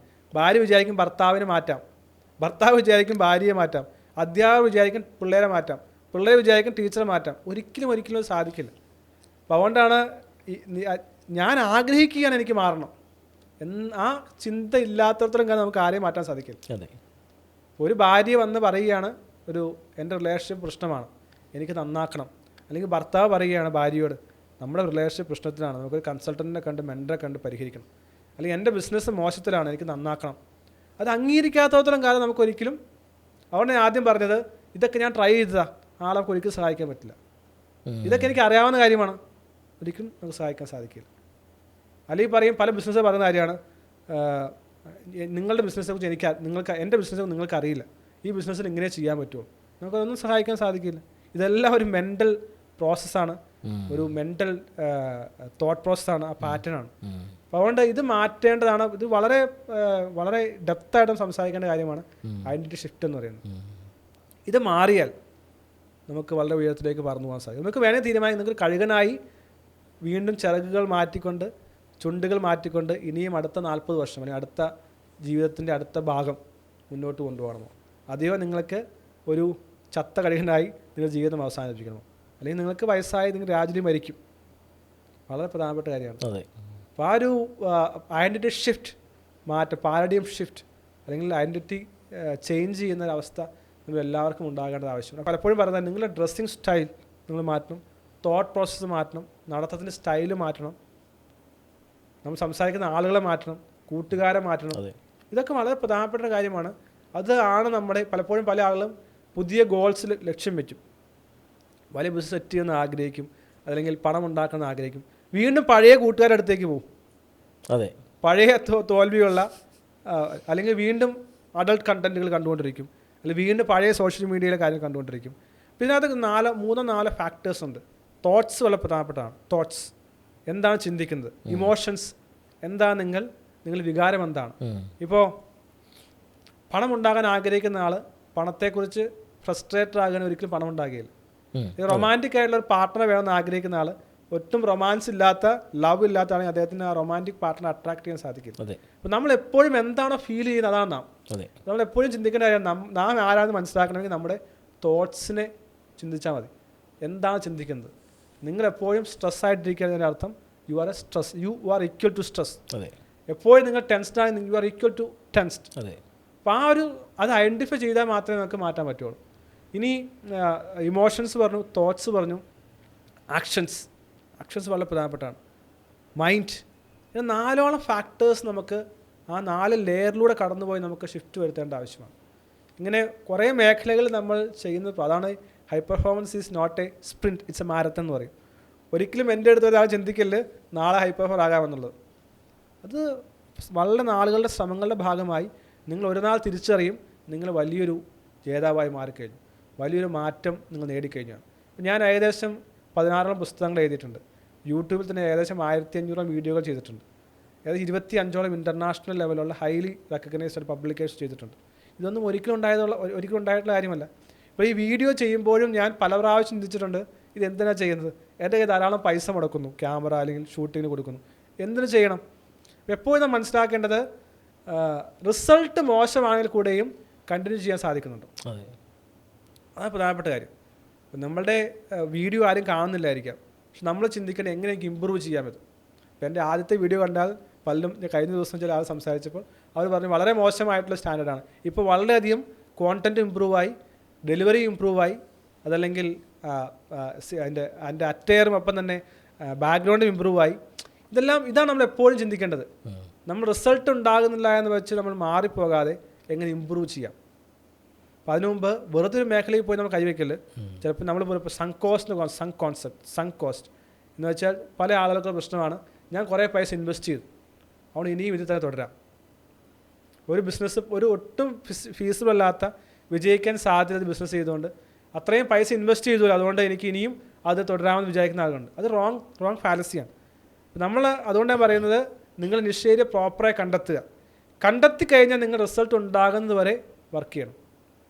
റിസൾട്ട് ഇല്ലെങ്കിൽ കൂടെയും റിട്ടേൺസ് ഇല്ലെങ്കിൽ കൂടെയും കണ്ടിന്യൂ ചെയ്യാൻ സാധിക്കുന്നതാണ് യഥാർത്ഥ ഹൈ പെർഫോമറുടെ മൈൻഡ് സെറ്റ്. ഇടയ്ക്ക് നിർത്തിപ്പോകുന്നതല്ല ഹൈ പെർഫോമർ മൈൻഡ് സെറ്റ്. ഇത് വളരെ പ്രധാനപ്പെട്ട, അതിനെല്ലാം നമുക്ക് ഈ പറയുന്ന മൈൻഡ് സെറ്റ് മാസ്റ്റർ ഉണ്ടാകേണ്ടത്, ഐഡൻറ്റിറ്റി ഷിഫ്റ്റ് ഉണ്ടാകേണ്ടത് വളരെ ആവശ്യമാണ്. ഈ തിസീസിയൻസിൻ്റെ കപ്പൽ എന്ന് പറയുന്ന ഒരു ആശയമുണ്ട്. തിസീസിയൻസിൻ്റെ കപ്പൽ അത് നമുക്ക് വളരെയധികം ഹൈ പെർഫോമൻസ് അഡോപ്റ്റ് ചെയ്യേണ്ട ഒരു കാര്യമാണ്. ഈ ഐഡൻറ്റിറ്റി ഷിഫ്റ്റിൻ്റെ ഭാഗമായിട്ട് നമ്മൾ മനസ്സിലാക്കേണ്ട കാര്യമാണ്. അപ്പോൾ ഈ കപ്പലിൻ്റെ പ്രത്യേകത എന്ന് വെച്ച് കഴിഞ്ഞാൽ ഇദ്ദേഹം കപ്പലിൽ ഏത് ഭാഗം കേടുവന്നാലും ഉടനെ റിപ്പയർ ചെയ്യും. ഇപ്പോൾ ഒരു പലകയാണ് കേടായെങ്കിൽ അതിന് പകരം പുതിയത് വയ്ക്കും. ഒരു മെഷീൻ്റെ സ്ക്രൂ ആണ് പോയതെങ്കിൽ അതിന് പകരം പുതിയത് വയ്ക്കും. അപ്പോൾ അദ്ദേഹം അതിനെക്കുറിച്ച് പറയുന്നത് it is always brand new, എപ്പോഴും ഇത് പുതിയതായിട്ടാണ് ഇരിക്കുന്നതെന്ന് അദ്ദേഹം പറയുന്നത്. ഇതൊരു പ്രധാനപ്പെട്ട കാര്യമാണ്. കാരണം ഹൈ പെർഫോമൻസ് എന്ന് പറയുന്നത് മെയിൻ്റനൻസ് ആവശ്യമുള്ള കാര്യമാണ്. സിസ്റ്റം ബിൽഡ് ചെയ്ത് തന്നെയും മെയിൻ്റനൻസ് ആവശ്യമുള്ള കാര്യമാണ്. എപ്പോഴും എവിടെയാണ് മിസ്റ്റേക്ക് വരുത്തുന്നതെന്ന് മനസ്സിലാക്കിക്കൊണ്ട് അവിടെ ആ സിസ്റ്റത്തെ പുതിയതായി റീപ്ലേസ് ചെയ്യേണ്ടത്. അവിടെയാണ് നാം ഉപയോഗിക്കുന്ന മൈക്രോ റിവ്യൂ സിസ്റ്റം എന്ന് പറയുന്നത്. ഡെയിലി റിവ്യൂ ചെയ്യുകയാണ്, മന്ത്ലി റിവ്യൂ ചെയ്യാൻ, വീക്ക്ലി റിവ്യൂ ചെയ്യുകയാണ്. അത് സെൽഫായിട്ടുള്ള ജേർണലുകൾ റിവ്യൂ ചെയ്യാൻ സാധിക്കും, അപ്പോൾ നമ്മുടെ മെൻറ്റർ വഴി റിവ്യൂ ചെയ്യാൻ സാധിക്കും. ഈ ഒരു തിസീസിയൻ്റെ കപ്പൽ എന്ന് പറയുന്ന ആശയം ഹൈ പെർഫോമർ എപ്പോഴും ചിന്തിക്കേണ്ട ആവശ്യമാണ്. പലപ്പോഴും ആൾ കുറേ യാത്ര ചെയ്ത ശേഷം മനസ്സിലാക്കുന്നത് എവിടെയൊക്കെ എന്തെല്ലാമോ മിസ്സിംഗ് ആയി പോയിട്ടുണ്ട്, എവിടെയൊക്കെ എന്തെല്ലാമോ നഷ്ടപ്പെട്ടിട്ടുണ്ട്. അപ്പോൾ ഇത് വളരെ പ്രധാനപ്പെട്ട കാര്യമാണ്. എത്രമാത്രം റിവ്യൂ ഉണ്ട്. അപ്പോൾ നമ്മളിതിനകത്ത് കൊടുക്കുന്നത് വെച്ച് കഴിഞ്ഞാൽ നമ്മളാദ്യം ആളുകളുടെ നിഷ് ഏരിയ കണ്ടെത്തും, ഫോക്കസ് ചെയ്യാനായിട്ട് സഹായിക്കും, മൈക്രോ ഹാബിറ്റുകൾ നമ്മൾ സജസ്റ്റ് ചെയ്യും. പിന്നീട് മൈക്രോ തലത്തിൽ റിവ്യൂ ചെയ്യാനുള്ള ടെംപ്ലേറ്റ് കൊടുക്കുകയാണ്. പലർക്കും അറിയില്ല എങ്ങനെ റിവ്യൂ ചെയ്യണമെന്ന് ആർക്കും അറിയില്ല. ഏറ്റവും കൂടുതൽ ആൾക്കാർ സ്ട്രഗിൾ ചെയ്യുന്നത് അങ്ങനെയാണ്. അപ്പോൾ നമ്മൾ കൊടുക്കുന്ന റിവ്യൂ സിസ്റ്റം ഇവർ ഫോളോ ചെയ്തിട്ടാണ് ഇവർ അത് ഡെയിലി റിവ്യൂ ചെയ്തു പോകുന്നത്. അപ്പോൾ എപ്പോഴും പുതുക്കുവാനായിട്ട്, എപ്പോഴും മിസ്റ്റേക്കുകൾ കറക്റ്റ് ചെയ്യാനായിട്ട് സഹായിക്കണം. അപ്പോൾ ഒരു വണ്ടി അല്ലെങ്കിൽ മെഷീൻ കുറേ നാൾ തുടർച്ചയായി മെയിൻ്റനൻസ് ഇല്ലാതെ ഓടുകയാണെങ്കിൽ എന്തെങ്കിലും ഷട്ട് ഡൗൺ ആവും. അത് വലിയൊരു കാഷ്വാലിറ്റി ഉണ്ടാകാൻ സാധ്യതയുണ്ട്. അതുകൊണ്ട് വളരെ ക്ലിയറായി ഒബ്സർവ് ചെയ്തുകൊണ്ട് നമ്മുടെ പെർഫോമൻസ് റിവ്യൂ ചെയ്യേണ്ടത് വളരെ ആവശ്യമായിട്ടുള്ള കാര്യമാണ്. ഒരു വ്യക്തി ഹൈ പെർഫോമൻസിലേക്ക് അല്ലെങ്കിൽ ഹൈ പെർഫോമർ ആകാൻ ആഗ്രഹിക്കുന്ന സമയത്ത് തന്നെ തീരുമാനങ്ങൾ എടുക്കുന്നതിൽ പലപ്പോഴും പരാജയപ്പെടുന്നുണ്ട്. ഇനി എന്ത് എന്ന നിലയിലൊരു ചോദ്യം വരുന്നു. അപ്പോൾ അതിനെ എങ്ങനെ മറികടക്കാൻ കഴിയും? ആ തീരുമാനങ്ങൾ എടുക്കാനുള്ളൊരു പേടി പലരും നേരിടുന്നതായിട്ട് കണ്ടിട്ടുണ്ട്. അപ്പോൾ കൃത്യമായ സമയത്ത് ശരിയായ വ്യക്തമായ തീരുമാനങ്ങൾ എടുക്കുക എന്ന് പറയുന്നൊരു കാര്യമുണ്ട്. അതെന്തുകൊണ്ടായിരിക്കും ചില ആളുകൾക്ക് കഴിയാതെ വരുന്നത്? ആ സാഹചര്യങ്ങൾ എങ്ങനെ അവർക്ക് മറികടക്കാൻ കഴിയും? ഇത് വളരെയധികം കണ്ടിട്ടുള്ള ഒരു കാര്യമാണ്. കാരണം നമ്മുടെ മെൻറ്റീസിൽ പല ആളുകളും എപ്പോഴും വിളിക്കും, ഡെയിലി എന്നെ പല പ്രാവശ്യം വിളിക്കുന്ന ആളുകളുണ്ട്. കാരണം അവർക്കൊരു ചെറിയ കാര്യങ്ങൾക്ക് പോലും തീരുമാനമെടുക്കാൻ കഴിയാത്ത രീതിയിലുള്ള ആളുകളും പലരും ഉണ്ടാകാറുണ്ട്. അപ്പോൾ ഇത് വീണ്ടും ഞാൻ ആദ്യം പറഞ്ഞ ഐഡൻറ്റിറ്റി ഷിഫ്റ്റിലേക്ക് തന്നെ പോകുന്ന കാര്യമാണ്. തീരുമാനമെടുക്കാനുള്ള കഴിവില്ലാത്തതിൻ്റെ പ്രധാനപ്പെട്ട കാരണം എന്ന് പറയുന്നത് അവരുടെ ഈ പാറ്റേൺസുകൾ അവരെ തടഞ്ഞുകൊണ്ടിരിക്കുകയാണ്. നമ്മൾ ഇതിനെ ന്യൂറോ പ്ലാസ്റ്റിസിറ്റി എന്നും ഒപ്പം തന്നെ ന്യൂറോ നെറ്റ്വർക്ക് പാത്വേഴ്സ് എന്നെല്ലാം നമ്മൾ പറയാറുണ്ട്. അപ്പോൾ ന്യൂറോ നെറ്റ്വർക്ക് പാത്വേഴ്സ് എന്ന് പറഞ്ഞാൽ എപ്പോഴും നമ്മൾ ഒരു ഡിസിഷൻ എടുക്കേണ്ട സമയം വരുമ്പോൾ നമ്മൾ പെട്ടെന്ന് ചിന്തിക്കുന്നത്, പണ്ട് ഞാൻ തീരുമാനം എടുത്തുകൊണ്ടിരുന്നത് ഞാനല്ല, എൻ്റെ തീരുമാനം എടുത്തുകൊണ്ടിരുന്നത് മാതാപിതാക്കളാണ്. പെട്ടെന്ന് നമ്മൾ അങ്ങനെ, അല്ലെങ്കിൽ ഇപ്പോൾ നമ്മൾ മാതാപിതാക്കൾ ഇല്ലായിരിക്കും, അപ്പോൾ നമ്മൾ മെൻറ്ററിലേക്ക് പോകും. അതല്ലെങ്കിൽ നമ്മൾ ഒരു തീരുമാനം എടുക്കേണ്ട സാഹചര്യം വരുമ്പോൾ നമുക്ക് ഭയം, പണ്ട് പരാജയപ്പെട്ട ഓർമ്മയായിരിക്കും. അപ്പോൾ നമുക്കൊരു എക്സ്റ്റേണൽ വാലിഡേഷൻ വേണം.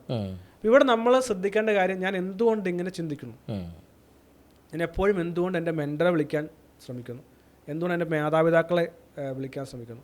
ഈ പല റിലേഷൻഷിപ്പിലും ഉണ്ടാകുന്ന ഒരു പ്രശ്നം ഇത് തന്നെയാണ്. ഒരു ഫാമിലി പ്രശ്നം പറയുമ്പോൾ ഉടനെ മാതാപിതാക്കളെ വിളിക്കുക, ബന്ധുക്കളെ വിളിക്കുക, കൂട്ടുകാരെ വിളിക്കുക. അപ്പോൾ എന്ത് സംഭവിക്കും? ആ ബന്ധം കൂടുതൽ വഷളാകാനുള്ള സാധ്യതയുണ്ട്. ഇതുപോലെ തന്നെ ഒരു പ്രധാനപ്പെട്ട കാര്യമാണ്, നമ്മൾ കോച്ചിനെ അതല്ലെങ്കിൽ നമ്മൾ കൺസൾട്ടൻറ്റിനെ വിളിക്കണം, പക്ഷേ നമ്മൾ ആലോചിക്കുക, എന്തുകൊണ്ട് ഞാൻ ഇങ്ങനെ ഒരു എപ്പോഴും സീക്ക് ഔട്ട് ചെയ്യാൻ ശ്രമിക്കുന്നു, എപ്പോഴും എക്സ്റ്റേണൽ വാലിഡേഷനിലേക്ക് എന്തുകൊണ്ട് പോകാൻ ഞാൻ ശ്രമിക്കുന്നു. അപ്പം ആ പാറ്റേൺ മനസ്സിലാക്കി പാറ്റേണെ കട്ട് ചെയ്യാനായിട്ട്, അതിനെ ബ്ലോക്ക് ചെയ്യാനായിട്ട് നമുക്ക് സാധിക്കണം. ഇത് വളരെ പ്രധാനപ്പെട്ട ഒരു കാര്യമെന്ന് മനസ്സിലാക്കേണ്ട കാര്യമാണ്. നമ്മുടെ ബ്രെയിൻ പാറ്റേൺസ് ആ പഴയ രീതിയിൽ, എനിക്ക് വേറൊരാളുടെ സപ്പോർട്ട് വേണം, വേറൊരാളുടെ വാലിഡേഷൻ വേണം, വേറൊരാളുടെ ഒപ്പീനിയൻ കൂടി കേൾക്കണം ഏത് ചെറിയ കാര്യത്തിനും എന്നുള്ളത്. നമ്മൾ ഹെലികോപ്റ്റർ പേരൻറ്റിംഗ് എന്നൊരു ആശയമുണ്ട്. വളരെ ചെറുപ്പത്തിൽ മുതൽ പേരൻസാണ് എല്ലാം തീരുമാനിച്ചുകൊണ്ടിരുന്നത്. അപ്പോൾ അങ്ങനെയുള്ളവർക്ക് ചിലപ്പോൾ കല്യാണം കഴിഞ്ഞ് കഴിയുമ്പോൾ ഭാര്യ അല്ലെങ്കിൽ ഭർത്താവ് തീരുമാനിക്കണം, അതല്ലെങ്കിൽ മാതാപിതാക്കൾ ഇപ്പോഴും തീരുമാനിക്കണം, അല്ലെങ്കിൽ ഓഫീസിൻ്റെ ജൂനിയർ ആയിട്ടുള്ള ആൾ സീനിയർ ആയിട്ടുള്ള ആളുടെ വാലിഡേഷൻ എപ്പോഴും വേണം. എപ്പോഴും എന്ത് കാര്യത്തിനും പോയി ബോസിനോട് ചോദിക്കുക. അപ്പോൾ ആ പാറ്റേൺ നമ്മൾ എന്തുകൊണ്ട് ഇങ്ങനെ ചിന്തിക്കുന്നു എന്ന് മനസ്സിലാക്കി നാം മുന്നോട്ട് പോകേണ്ട ആവശ്യമാണ്. നിങ്ങൾ ആ പാറ്റേൺ ബ്രേക്ക് ചെയ്യാനുള്ള പ്രോസസ്സ് എന്തൊക്കെയാണ് പ്രധാനമായിട്ടും? ഈ പാറ്റേൺ ബ്രേക്ക് ചെയ്യാനായിട്ട് ഒന്നാമത്തെ കാര്യം, നമുക്കൊരു ക്ലയൻറ്റുമായിട്ട് കുറേ നേരം സംസാരിച്ച് നമുക്ക് ഏകദേശം എന്തുകൊണ്ടാണ് ഇവരുടെ മെയിൻ ആയിട്ടുള്ള പാറ്റേൺസ് ഒക്കെ മനസ്സിലാക്കാൻ സാധിക്കും. പലരുടെയും എന്തുകൊണ്ടാണ് അവർ ഭയക്കുന്നത്, എന്തുകൊണ്ടാണ് അവർ ഗിവപ്പ് ആകുന്നത്, എന്തിനെ ഭയക്കുന്നു, എപ്പോൾ ഭയക്കുന്നു. ഉദാഹരണം പറഞ്ഞു കഴിഞ്ഞാൽ, ചെറുപ്പത്തിൽ അപ്പൻ വളരെയധികം വഴക്ക് പറഞ്ഞുകൊണ്ടിരുന്ന ഒരാൾ, ഒരു പെൺകുട്ടിയാണെങ്കിൽ കല്യാണം കഴിഞ്ഞ് കഴിയുമ്പോൾ ഈ ഭർത്താവിലും ഈ വഴക്ക് വരുന്ന ഒരാളെ കാണും. അപ്പോൾ അത് ആ ഭർത്താവ് നല്ല ഭർത്താവാണെങ്കിലും ഈ ഭർത്താവിൻ്റെ പല കാര്യങ്ങളിലും പെട്ടെന്ന് കണക്ട് ചെയ്യുന്നത് ആ പിതാവിലേക്കായിരിക്കും. ഉദാഹരണം മാത്രമാണ്. അവർക്ക് ഓഫീസിലും ബോസിലും കാണുന്നത് ആ ദുഷ്ടനായിട്ടുള്ള അപ്പനെ ആയിരിക്കും, അല്ലെങ്കിൽ ചിലപ്പോൾ ദുഷ്ടനായിട്ടുള്ള ഒരു അധ്യാപകനെ ആയിരിക്കും. അപ്പോൾ പെട്ടെന്ന് ചിന്തിക്കുന്ന ഡേഞ്ചർ കാണുകയാണ്. അങ്ങനെ അപ്പോൾ അവർ അതിനെ കാണുന്നത്, ഓക്കെ ഇതിങ്ങനെ വന്നെങ്കിൽ ഇങ്ങനെ സംഭവിക്കാൻ സാധ്യതയുണ്ട്. അപ്പോൾ ഇങ്ങനത്തെ കുറേ നേരം കോൺവെർസേഷനിലൂടെയും കുറച്ച് ടൂൾസിലൂടെ നമ്മൾ ചെയ്ത് മനസ്സിലാക്കും, ദർ ആർ മേ ബി ഒരു 5-6 പാറ്റേണുകൾ. കാരണം ഒരു കാര്യം മനസ്സിലാക്കേണ്ടത്, നമ്മുടെ ജീവിതത്തിൽ ഉണ്ടാകുന്നതെല്ലാം ഏതൊക്കെയോ 1-2 പാറ്റേൺസ് തുടർച്ച മാത്രമാണ്. ഒരു ബിസിനസ് പരാജയപ്പെടുന്നയാൾ വീണ്ടും പരാജയപ്പെടുന്നുവെങ്കിൽ ഒരു കാരണമാണത്. ഒരു റിലേഷൻഷിപ്പിൽ പരാജയപ്പെടുന്ന 1, 2, 3 പരാജയപ്പെടുന്നുവെങ്കിൽ ഒരു കാരണമാണ്, 1-2 കാരണമാണ്. അതെല്ലാം ഈ ചൈൽഡ്ഹുഡ് ഇൻസെക്യൂരിറ്റീസോ, feeling of rejection, feeling of abandonment, അല്ലെങ്കിൽ സം കൈൻഡ് ഓഫ് അബ്യൂസസ്, ഇതെല്ലാമാണ് അതിൻ്റെ പ്രധാനപ്പെട്ട കാരണം. അപ്പോൾ ഇത് കണ്ടെത്തി കഴിഞ്ഞാൽ നമുക്ക് പിന്നെ അവരെ റീഅഫേം ചെയ്യാം. അത് ജേർണലിങ്ങിലൂടെ, അല്ലെങ്കിൽ റീഫ്രേസിങ്ങിലൂടെ, കോഗ്നിറ്റീവ് റീസ്ട്രക്ചറിങ്ങിലൂടെ. നമ്മൾ ഈ വേർഡൊന്നും നമ്മൾ ആരോടും പറയാറില്ല, പക്ഷേ നമ്മുടെ ഇപ്പോൾ എന്താണോ ചിന്തിക്കുന്ന ചിന്താഗതി നമുക്ക് മാറ്റാനായിട്ട് സാധിക്കണം. അത് ഞാൻ ആദ്യം പറഞ്ഞു, നമ്മൾ കേൾക്കുന്നതിലൂടെ, ഇപ്പോൾ ട്രാൻസാക്ഷൻ അനാലിസിസ് ഒക്കെ പറയുന്ന പോലെ തന്നെ നമ്മൾ കേൾക്കുന്നത് പ്രധാനപ്പെട്ടതാണ്, കാണുന്നത് പ്രധാനപ്പെട്ടതാണ്, ടച്ച് ചെയ്യുന്നത് പ്രധാനപ്പെട്ടതാണ്, മണക്കുന്നത് പ്രധാനപ്പെട്ടതാണ്. ഇതെല്ലാം പല സെൻസിലൂടെ നാം ഇതിനെ റീഇൻഫോഴ്സ് ചെയ്യണം. ഇപ്പോൾ നമ്മളൊരാൾ ഡേഞ്ചർ കാണുന്നുണ്ടെങ്കിൽ ആ ഡേഞ്ചർ ഇല്ലായെന്ന് നാം കാണുകയും എഴുതുകയും പറയുകയും ടച്ചിലൂടെ അനുഭവിക്കുകയും ഗന്ധത്തിലൂടെ അനുഭവിക്കുകയും ചെയ്ത് അതിനെ റീഫ്രെയിം ചെയ്യേണ്ടി വരും. അപ്പം അങ്ങനെ നമ്മൾ ഈ പാറ്റേൺ മനസ്സിലാക്കി, അതുകൊണ്ടാണ് നമ്മൾ ഒരുപക്ഷെ ഡെലിവറൻസ് എന്ന് പറയുന്നതാണ്. ഒരാളെ ഫ്ലൈ ചെയ്യിപ്പിക്കുക, ഐഡൻറ്റിറ്റി ഷിഫ്റ്റിൻ്റെ ഭാഗമായിട്ട് ഒരാൾ ഫ്ലൈ ചെയ്യിപ്പിക്കണമെങ്കിൽ ഇത്തരം നെഗറ്റീവായിട്ടുള്ള പാറ്റേണുകൾ മാറ്റിയെടുക്കേണ്ടത് വളരെ ആവശ്യമാണ്. അപ്പം അങ്ങനെ നമ്മൾ കണ്ടുപിടിച്ച ശേഷം ആ പാറ്റേൺ ബ്രേക്ക് ചെയ്ത് കഴിഞ്ഞാൽ പിന്നെ ആൾക്ക് വളരെ അനായാസമായിട്ട് പറന്നു പോകാൻ സാധിക്കും. നമ്മൾ ഈ വീഡിയോയിലൊക്കെ കാണാറുണ്ട്, ഈ കടലിലൊക്കെ പല പക്ഷികളും ചിറകെല്ലാം പിണഞ്ഞുകൂടി കിടക്കുന്ന പക്ഷികൾ, അല്ലെങ്കിൽ ഏതെങ്കിലും വള്ളിയൊക്കെ മുഖത്ത് പറ്റിപ്പോയ മൃഗങ്ങളൊക്കെ കാണാറുണ്ട്. അപ്പോൾ അതിനെ ആരെങ്കിലും വന്ന് സഹായിക്കുക, കത്രിക കൊണ്ട് അത് കട്ട് ചെയ്ത് കഴിയുമ്പോൾ അത് എത്രയോ വേഗത്തിന് ഓടിപ്പോകുന്നത്. ഇതിനെ പല ആളുകളും കെട്ടപ്പെട്ട് കിടക്കുകയാണ്. ഈ പാറ്റേൺ, പഴയ ഐഡൻറ്റിറ്റി, പഴയ മനുഷ്യൻ, പഴയ തോട്ട് പ്രോസസ്സ്, പഴയ മൈൻഡ്.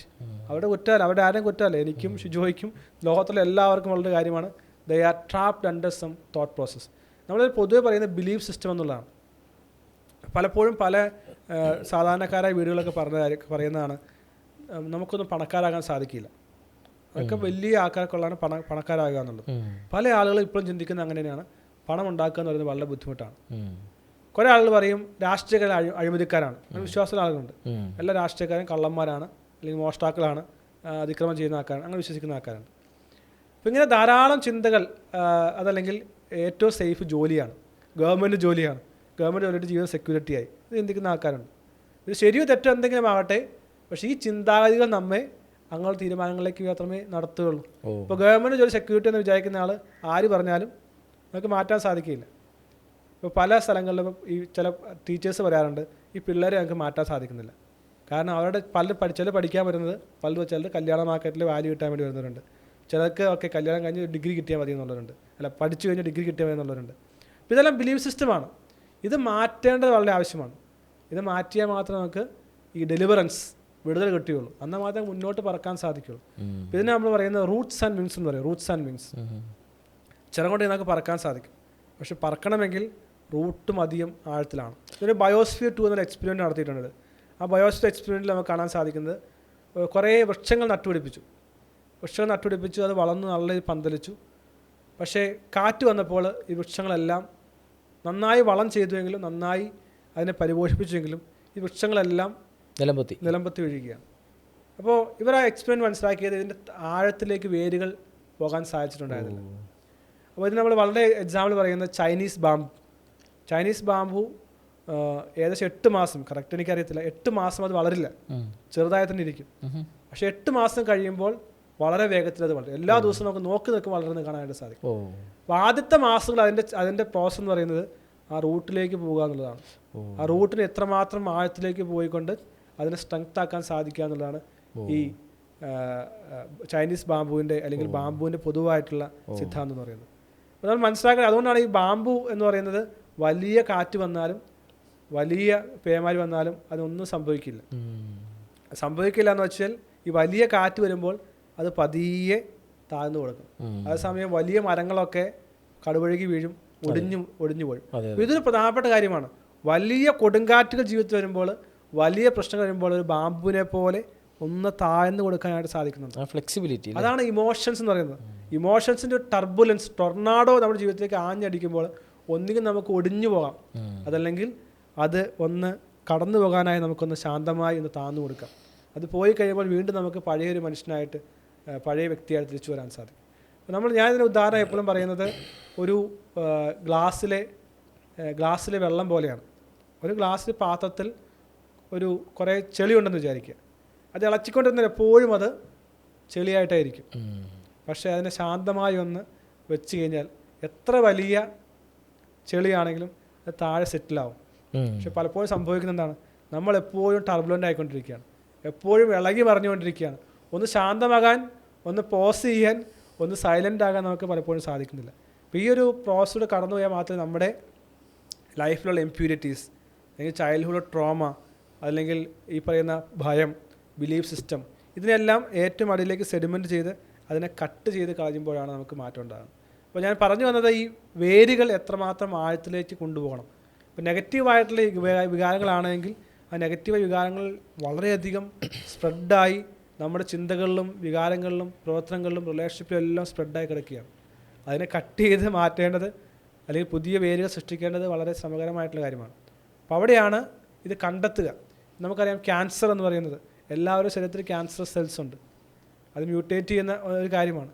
അത് എത്രയും നേരത്തെ കണ്ടെത്തിയാൽ നമുക്കതിനെ വിച്ഛേദിച്ച് കളഞ്ഞുകൊണ്ട് പുതിയ ജീവിതം മുന്നോട്ട് കൊണ്ടുപോകാൻ സാധിക്കും. പക്ഷേ കണ്ടെത്തിയില്ലെങ്കിൽ അത് പടർന്ന് നമ്മൾ ഇല്ലാതാക്കിയ ഒരു നിമിഷം തിരിച്ചറിയും, ഇനി ചികിത്സിക്കാൻ കഴിയുന്നില്ല, ഇനിയും മാറ്റാൻ കഴിയുന്നില്ല എന്നുള്ളത്. അപ്പോൾ അതുകൊണ്ട് ഞാൻ എപ്പോഴും പറയും, നിങ്ങൾ വിജയിക്കുന്നില്ല എങ്കിൽ, പരാജയപ്പെട്ടുകൊണ്ടിരിക്കുകയാണെങ്കിൽ, നിങ്ങൾ തളർന്നിരിക്കുകയാണെങ്കിൽ, നിങ്ങൾ ഇനിയും അങ്ങനെ തുടരരുത്.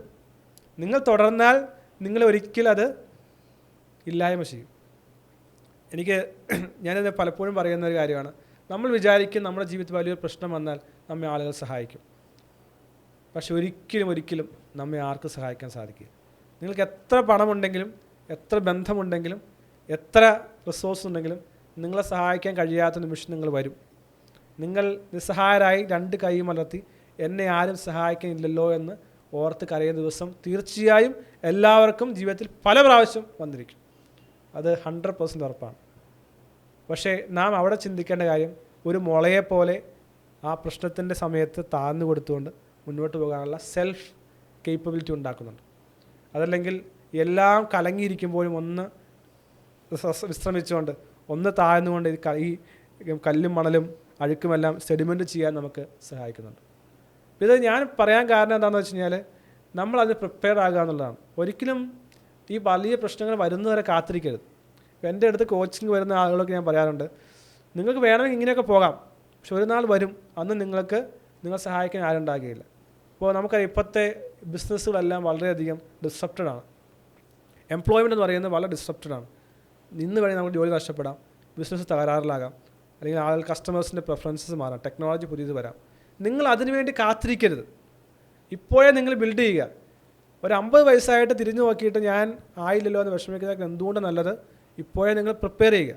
ഞാൻ ആദ്യം പറഞ്ഞു, ഞാൻ എഴുതിയ പുസ്തകങ്ങളും ഞാൻ എഴുതിയ പോഡ്കാസ്റ്റും അല്ലെങ്കിൽ ഞാൻ പഠിച്ച എല്ലാം എനിക്കറിയാം ഇത് നാളെ ഒരു പ്രശ്നം വരുമ്പോൾ എന്നെ സഹായിക്കാൻ വേണ്ടിയാണ്. അല്ലാതെ പ്രശ്നം വരട്ടെ എന്നിട്ട് ഞാൻ പ്രിപ്പയർ ചെയ്യാമെന്ന് വിചാരിക്കുന്നത് അതിന് വലിയ മണ്ടത്തമൊന്നും ജീവിതത്തിൽ. ഒരു ഹൈപ്പർഫോമർ എപ്പോഴും ചിന്തിക്കേണ്ടതാണ്, ഒരു ഡേഞ്ചർ വരും. ഇപ്പോൾ അനീക്ക എന്ന് പറയുന്നത് മാർക്കസ് ഓറിയലീസിന് വലിയ പ്രധാനപ്പെട്ട ഒരു പ്രശ്നമാണ്, വലിയ പ്രധാനപ്പെട്ട ഒരു തോട്ടാണ് അനീക്ക എന്നുള്ള കോൺസെപ്റ്റ്. ജീവിതത്തിൽ വലിയ പ്രശ്നം വരും. ഇപ്പോൾ സ്റ്റോയിക് പ്രിൻസിപ്പളിൻ്റെ അടിസ്ഥാന പില്ലർ എന്ന് പറയുന്നത് ഏത് പ്രശ്നത്തിൻ്റെ സമയത്തും നമുക്ക് എങ്ങനെ സർവൈവ് ചെയ്യാൻ സാധിക്കും, എങ്ങനെ നമുക്ക് എൻഡ്യൂറൻസോടെ മുന്നോട്ട് പോകാൻ സാധിക്കും. അപ്പോൾ നമ്മളത് എക്സ്പെക്റ്റ് ചെയ്യണം. എല്ലാ പ്രശ്നം വന്നു കഴിയുമ്പോൾ എനിക്ക് സാധിച്ചിട്ടില്ലോ എന്ന് വിചാരിച്ച് കൈ മലർത്തം സംഭവിക്കുന്നത് നമ്മെ സഹായിക്കുന്ന ആൾക്കാർക്ക് സഹായിക്കുന്ന ആഗ്രഹമില്ലാത്തതുകൊണ്ടല്ല. ആൾക്കാർക്ക് സഹായിക്കാൻ ആഗ്രഹമുണ്ട്, അവർക്ക് തയ്യാറ്. പക്ഷേ നമ്മൾ വിചാരിക്കും ലോകത്ത് എല്ലാവരും സന്തോഷത്തോടെ ജീവിക്കുന്നത് പലരും, പക്ഷേ അവർക്ക് അവരുടെ പ്രശ്നങ്ങൾ നിങ്ങളെക്കാൾ വലുതാണ്. ഞാൻ അനുഭവിക്കുന്ന പ്രശ്നങ്ങളെക്കാൾ വലുതാണ് അവരുടെ പ്രശ്നം. അതിനിടയിൽ നിങ്ങൾക്ക് അവരെ സഹായിക്കാൻ സാധിക്കില്ല. പലപ്പോഴും ആളുകൾ ഈ വിശ്വാസം ഉണ്ടാകുന്നത് സ്കൂളിലും കോളേജിലൊക്കെ പഠിക്കുമ്പോൾ എൻ്റെ ഫ്രണ്ട് ചങ്കാണ്, എന്നെ സഹായിക്കും, എന്നോട് ബന്ധനം ഉണ്ടാവും. പക്ഷേ വൺസ് അവർ ജോലി കിട്ടി കഴിഞ്ഞാൽ അവരുടേതായ ജീവിതത്തിലേക്ക് സ്റ്റാർട്ട് ചെയ്ത് കഴിഞ്ഞു. ഒരു കുടുംബം വന്നു കഴിഞ്ഞാൽ പിന്നെ മൊത്തമായി സെപ്പറേറ്റഡ് ആണ്. ഒന്ന് വിളിച്ചപ്പോൾ എടുക്കാനായിട്ട് പലർക്കും സാധിക്കില്ല. കാരണം അവരുടെ മക്കൾ, അവരുടെ മാതാപിതാക്കൾ, അവരുടെ സാമ്പത്തികം, അവരുടെ റിലേറ്റീവ്സ്, അയൽവക്കക്കാർ, സുഹൃത്തുക്കൾ, ജോലിസ്ഥലം, ബോസ്, എല്ലാ പ്രശ്നവും നടുവിലാണ് മനുഷ്യൻ. നമ്മളെപ്പോഴും ഒരിക്കലും അതുകൊണ്ട് തന്നെ ഒരാൾ സഹായിച്ചില്ലെങ്കിൽ നമ്മൾ അവരുടെ വൈരാഗ്യം വെക്കേണ്ട യാതൊരു ആവശ്യമില്ല. എന്നെ സഹായിച്ചില്ലോ എന്ന് ഞാൻ ഒരു പ്രശ്നം വന്നപ്പോൾ അതിനെ വിളിച്ചില്ല, തിരിഞ്ഞു നോക്കിയില്ല, നമ്മളങ്ങനെ വിചാരിക്കേണ്ട ആവശ്യം. കാരണം അവർ കടന്നു പോകുന്ന അതിലും വലിയ കാര്യങ്ങളാണ്. അപ്പോൾ ഇതിനകത്ത് നമ്മുടെ ഈ ഹൈ പെർഫോമൻസിന് വേറൊരു പ്രിൻസിപ്പിളാണ് റിലേഷൻഷിപ്പ് എന്ന് പറയുന്നത്. അത് വളരെ പ്രധാനപ്പെട്ട ഒരു കാര്യമാണ്. ഏറ്റവും ബെസ്റ്റായിട്ടുള്ള ഒരു ഹൈ പെർഫോമർ എപ്പോഴും ചിന്തിക്കേണ്ടത് ഏറ്റവും ബെസ്റ്റ് റിലേഷൻഷിപ്സ് ഓഫീസിൽ, സൊസൈറ്റിയിൽ, ഫാമിലി ഉണ്ടാക്കാമെന്നുള്ളതാണ്. അത് നമ്മൾ ഇതിനകത്ത് ഈ കോച്ചിങ്ങിൻ്റെ പാർട്ടായിട്ട് നമ്മൾ ആളുകളെ പഠിപ്പിക്കുന്ന ഒരു കാര്യമാണ്. വളരെ മറ്റൊരു പ്രധാനപ്പെട്ട ഒരു കാര്യം ഹൈ പെർഫോമർ എപ്പോഴും മനസ്സിലാക്കേണ്ട കാര്യം, യു ആർ ഓൾവേസ് റീപ്ലേസബിൾ. നിങ്ങൾ എത്ര വലിയ ആളായാലും നിങ്ങൾ റീപ്ലേസ് ചെയ്യാൻ സാധിക്കും. നിങ്ങളൊരു CEO ആണെങ്കിലോ, നിങ്ങളൊരു കുടുംബത്തിൻ്റെ നാഥനാണെങ്കിലോ, നിങ്ങൾ ഭാര്യയാണെങ്കിൽ ഭർത്താവാണെങ്കിലോ, യു ആർ റീപ്ലേസബിൾ. അപ്പോൾ ആ ഒരു തോട്ട് നമ്മളിൽ എപ്പോഴും ഉണ്ടാകേണ്ട കാര്യമാണ്, യു ആർ റീപ്ലേസബിൾ. പല ആളുകളും വിചാരിക്കും ഞാനില്ലെങ്കിൽ ഈ ഓഫീസ് നടക്കില്ല, ഞാൻ പോയാൽ എൻ്റെ കമ്പനി അവതാളത്തിലാവും, ഞാൻ പോയാൽ എൻ്റെ ഭാര്യ പ്രശ്നത്തിലാവും, ഞാൻ ഇല്ലെങ്കിൽ എൻ്റെ മക്കൾ അനാഥരാകും. ഇതെല്ലാം വെറും ഒരു തോട്ട് മാത്രമാണ്. നിങ്ങളില്ലെങ്കിലും നാളെ കാര്യങ്ങൾ നടക്കും. പല ആളുകൾ മരിച്ചു കഴിയുമ്പോൾ നമുക്ക് കാണാൻ സാധിക്കും, ആദ്യമൊക്കെ വലിയ കരച്ചിലായിരിക്കും, നിലവിളിയായിരിക്കാം. പിറ്റേ ദിവസമാകുമ്പോൾ നിലവിളി കുറഞ്ഞു, കരച്ചിൽ മാത്രമായി ഇരിക്കും. കുറച്ച് ദിവസം കഴിയുമ്പോൾ ഒന്ന് കല്ലറയിൽ പോകും. കുറച്ച് ദിവസം കഴിയുമ്പോൾ ഇടയ്ക്കിടയ്ക്ക് ഓർക്കും. ഒരു മാസം കഴിയുമ്പോൾ 2 മാസം കഴിയുമ്പോൾ അങ്ങനെ ആൾ ജീവിച്ചിരുന്നതായിട്ട് പോലും ചിന്തിക്കില്ല. അത്രമാത്രം ഒരു സ്പെക്കാണ് നമ്മളൊന്ന് മനസ്സിലാക്കുക. ഒരു കൃമി മാത്രമാണ് നമ്മളൊന്ന് മനസ്സിലാക്കുന്നതാണ് ജീവിതം. അതുകൊണ്ട് ഒരിക്കലും നമ്മൾ വിചാരിക്കില്ല. ഈഗോയൊക്കെ ആൾക്കാർ പലപ്പോഴും ഉള്ളതാണ്. ഈഗോ, ഞാൻ വലിയ CEO ആണ്, ഞാൻ വലിയ ബിസിനസ് പേഴ്സണാണ്. പക്ഷേ ഈ ഇറിപ്ലേസബിൾ ആണ് ചിന്തിക്കുന്നത് തന്നെ നമ്മളെ ഹമ്പിളാക്കാൻ സഹായിക്കും. ഹ്യൂമിലിറ്റി എന്ന് പറയുന്നത് ഹൈ പെർഫോമൻസിൻ്റെ വലിയൊരു പാർട്ടാണ്. അപ്പോൾ ആ ഒരു തോട്ട് എപ്പോഴും നമ്മളുണ്ടാകും, ഞാൻ റീപ്ലേസബിൾ ആണ്. ഏത് വലിയ പോസ്റ്റ്, ഇന്ത്യൻ പ്രധാനമന്ത്രി മുതൽ ഒരു സെക്യൂരിറ്റി ഗാർഡ് വരെ, അത് ചെറുതായിട്ട് പറയുന്നതല്ല, ആ ഒരു ഏത് പൊസിഷൻ വരെ, തൂപ്പുകാരൻ വരെ എന്നൊന്നും സാധാരണ പറയുന്നത് റീപ്ലേസ് ചെയ്യാൻ സാധിക്കും. ഒരിക്കലും ഒരു ബോസ്റ്റിംഗ് ആയിട്ടുള്ള എന്നെ കൂടാതെ ഒന്നും നടക്കില്ല ആ ചിന്താഗതി ഒരു മണ്ടത്തരമായിട്ടുള്ള ചിന്താഗതിയാണെന്നുള്ളതും നമ്മൾ ഈ ഹൈ പെർഫോമൻസ് ജേർണിയിൽ മനസ്സിലാക്കേണ്ട കാര്യമാണ്. എത്രയും നേരത്തെ ജേർണി ആരംഭിക്കുക, വൈകാതിരിക്കുക. നിങ്ങൾക്ക് എന്തെങ്കിലും ദുർഘടമായ സമയം വരുമെന്ന് ഉറപ്പാണ്. അത് ഇപ്പോൾ തന്നെ എഴുതി വയ്ക്കുക. അത് വന്നിട്ടില്ലെങ്കിൽ that is coming, that is waiting. അത് ഒത്തിരി പണമുള്ള ആൾക്ക് പണമായിട്ടാകണമെന്നില്ല, ആരോഗ്യ പ്രശ്നമായിട്ടായിരിക്കാം. ഒത്തിരി ആരോഗ്യവും പണമുള്ള ആൾക്ക് ചിലപ്പോൾ റിലേഷൻഷിപ്പ് ആയിരിക്കാം. ഇനി എല്ലാം ഉള്ള ആൾക്ക് ചിലപ്പോൾ ഒരു പേരുദോഷമായിരിക്കാം. മനസ്സിലായില്ലേ? അപ്പോൾ അത് എന്തെങ്കിലും ആളുകൾ, ജീവിതം എന്ന് പറയുന്നത് ഞാൻ എപ്പോഴും പറയാറുള്ള കാര്യമാണ്, ജീവിതം എന്ന് പറയുന്നത് നിങ്ങൾക്ക് എങ്ങനെ പരാജയങ്ങൾ നേരിടാമെന്നുള്ളതാണ്. Life is about how you handle failures. അപ്പോൾ ഞാൻ എൻ്റെ കോച്ചിങ്ങിന് വരുന്ന ആളുകൾക്ക് എപ്പോഴും പറയുന്ന കാര്യം, യു എംബ്രേസ് ഫെയിലിയേഴ്സ് ഓഫൻ. പരാജയങ്ങൾ നേരിടാൻ സാധിക്കുക. ഇപ്പോൾ ലൈഫ് എന്ന് പറയുന്നത് it's an invitation from universe to testament yourself. നമ്മെ ടെസ്റ്റ് ചെയ്യാനുള്ള ഒരു എക്സ്പെരിമെൻ്റ് ലൈഫ് എന്ന് പറയുന്നത്. ഒരു പരാജയത്തെ വേണമെങ്കിൽ എനിക്ക് പറയാം, എനിക്ക് പരാജയമൊന്നും വേണ്ട, ഞാൻ ഇതിനെ നേരിടാൻ തയ്യാറല്ല. ഇപ്പോൾ നമുക്ക് ഹൈ പെർഫോമൻസ് എന്ന് പറയുന്ന ജേർണി എന്ന് പറയുന്നത് തന്നെ നിങ്ങളെ ഹൈ പെർഫോമർ ആക്കാനുള്ളൊരു കോളുണ്ട്. ഞാൻ പറഞ്ഞു, നിങ്ങളുടെ നിഷേധി കണ്ടെത്തുക, അതിൽ ഫോക്കസ് ആക്കുക, സിസ്റ്റം ഉണ്ടാക്കുക, നിങ്ങൾ അതിനകത്ത് വെൽത്ത് ഉണ്ടാക്കുക, ഫെയിം ഉണ്ടാക്കുക, റിലേഷൻ ബിൽഡ് ചെയ്യുക, ഇതെല്ലാം നമ്മൾ പറയുന്നു. നിങ്ങൾക്ക് വേണമെങ്കിൽ ഇത് അക്സെപ്റ്റ് ചെയ്യാം, വേണമെങ്കിൽ നിങ്ങൾക്ക് ജേർണി അക്സെപ്റ്റ് ചെയ്യാം. അതുകൊണ്ട് ഈ ജേർണി ഷോർട്ടല്ല, കോസ്റ്റ്ലിയാണ്, സ്കില്ല് വേണം, സമയം വേണം, ക്ഷമ വേണം. ആ ജേർണി നിങ്ങൾക്ക് അക്സെപ്റ്റ് ചെയ്യാൻ തയ്യാറാണോ? നിങ്ങളെ യൂണിവേഴ്സ് വിളിക്കുക, അല്ലെങ്കിൽ നിങ്ങളുടെ ഈ ലോകം വിളിക്കുകയാണ്, നിങ്ങൾ ഇന്നൊരു വലിയ മിഷൻ ചെയ്യണം. ആ മിഷൻ ചെയ്യുമ്പോൾ ഒരിക്കലും വിചാരിക്കില്ല ഇപ്പോൾ നടത്തിയെടുക്കാന്നുള്ളത്. അങ്ങനെ ലോകത്തെല്ലാവരും ചെയ്യില്ലേ? അത് എല്ലാവർക്കും ചെയ്യാൻ സാധിക്കും. പക്ഷേ ഈ കൺസിസ്റ്റൻസി, ഈ പെർസിവറൻസ്, പരാജയങ്ങൾ നിലനിൽക്കാനായിട്ട് നമുക്ക് സാധിക്കും. ഇതിലിപ്പോൾ പറഞ്ഞൊരു കാര്യം, ഹ്യൂമിലിറ്റി എന്ന് പറയുന്നത് വളരെ ഇമ്പോർട്ടൻ്റ് ആണെന്ന് പറഞ്ഞല്ലോ ഈ ഒരു മേഖലയിൽ. പ്രത്യേകിച്ചും ഹ്യൂമിലിറ്റി വളരെ ഇമ്പോർട്ടൻ്റ് ആണെന്നുള്ളതുപോലെ തന്നെ വളരെ അറഗൻ്റായിട്ടുള്ള, അഡമൻ്റായിട്ടുള്ള ചില ആളുകൾ പലപ്പോഴും ഹ്യൂമിലിയേറ്റ് ചെയ്യുന്ന ചില സാഹചര്യങ്ങൾ ഉണ്ടാവാറുണ്ട് പ്രത്യേകിച്ചും. അപ്പോൾ ആ സാഹചര്യങ്ങളിൽ ഈ അവരുടെ പെർഫോമൻസിനെ മൊത്തത്തിൽ അത് അഫക്റ്റ് ചെയ്യില്ലേ? മൊത്തത്തിൽ അവരുടെ എന്താണ് പറയുക, ഓഫീസ് എൻവയോൺമെൻറ്റിനെ മൊത്തം അത് വളരെ ദോഷകരമായിട്ട് ബാധിക്കുമല്ലോ. ഇതിന് ടോക്സിക് കൾച്ചർ എന്ന് നമ്മൾ പറയാറുണ്ട്. ഇപ്പോൾ ഗൂഗിളിൻ്റെ ഒരു പ്രൊജക്റ്റാണ് പ്രോജക്റ്റ് അരിസ്റ്റോട്ടിൽ, അല്ലെങ്കിൽ മൈക്രോസോഫ്റ്റിൻ്റെ പ്രോജക്റ്റ് അരിസ്റ്റോട്ടിൽ, അല്ലെങ്കിൽ ഓക്സിജൻ എന്നുള്ള പ്രോജക്റ്റൊക്കെ ഉണ്ട്. അതിനകത്ത് പറയുന്ന പ്രധാനപ്പെട്ട കാര്യം സൈക്കോളജിക്കൽ സേഫ്റ്റി എന്ന് പറയും. എന്ന് വെച്ചാൽ മാനസികമായി നമ്മൾ എത്രമാത്രം സേഫായിട്ടൊരു ഓർഗനൈസേഷൻ ഫീൽ ചെയ്യുന്നു. അതെപ്പോഴും ഒരു കഴിഞ്ഞ പോഡ്കാസ്റ്റിൽ ഞാൻ ഡോക്ടർ മനുവുമായിട്ട് സംസാരിച്ചപ്പോൾ നമ്മൾ ഡിസ്കസ് ചെയ്തിരുന്നു. ഈ ഓഫീസ് കൾച്ചർ വളരെ പ്രധാനപ്പെട്ട കാര്യമാണ്. ട്രസ്റ്റ്, ഈ സൈക്കോളജിക്കൽ സേഫ്റ്റി, ഇതെല്ലാം പ്രോജക്റ്റ് ഓക്സിജൻ അല്ലെങ്കിൽ പ്രോജക്റ്റ് അരിസ്റ്റോട്ടിൽ പറയുന്ന ഏറ്റവും പ്രധാനപ്പെട്ട പില്ലറാണ്. അപ്പോൾ ഇത് ഹൈ പെർഫോമൻസ് തീർച്ചയായിട്ടും, ഞാൻ ഹൈ പെർഫോമൻസ് എന്ന് പറയുമ്പോൾ ശരിക്കും ഹൈ പെർഫോമൻസ് എന്ന് പറയുന്നത് ഇമോഷനാണ്.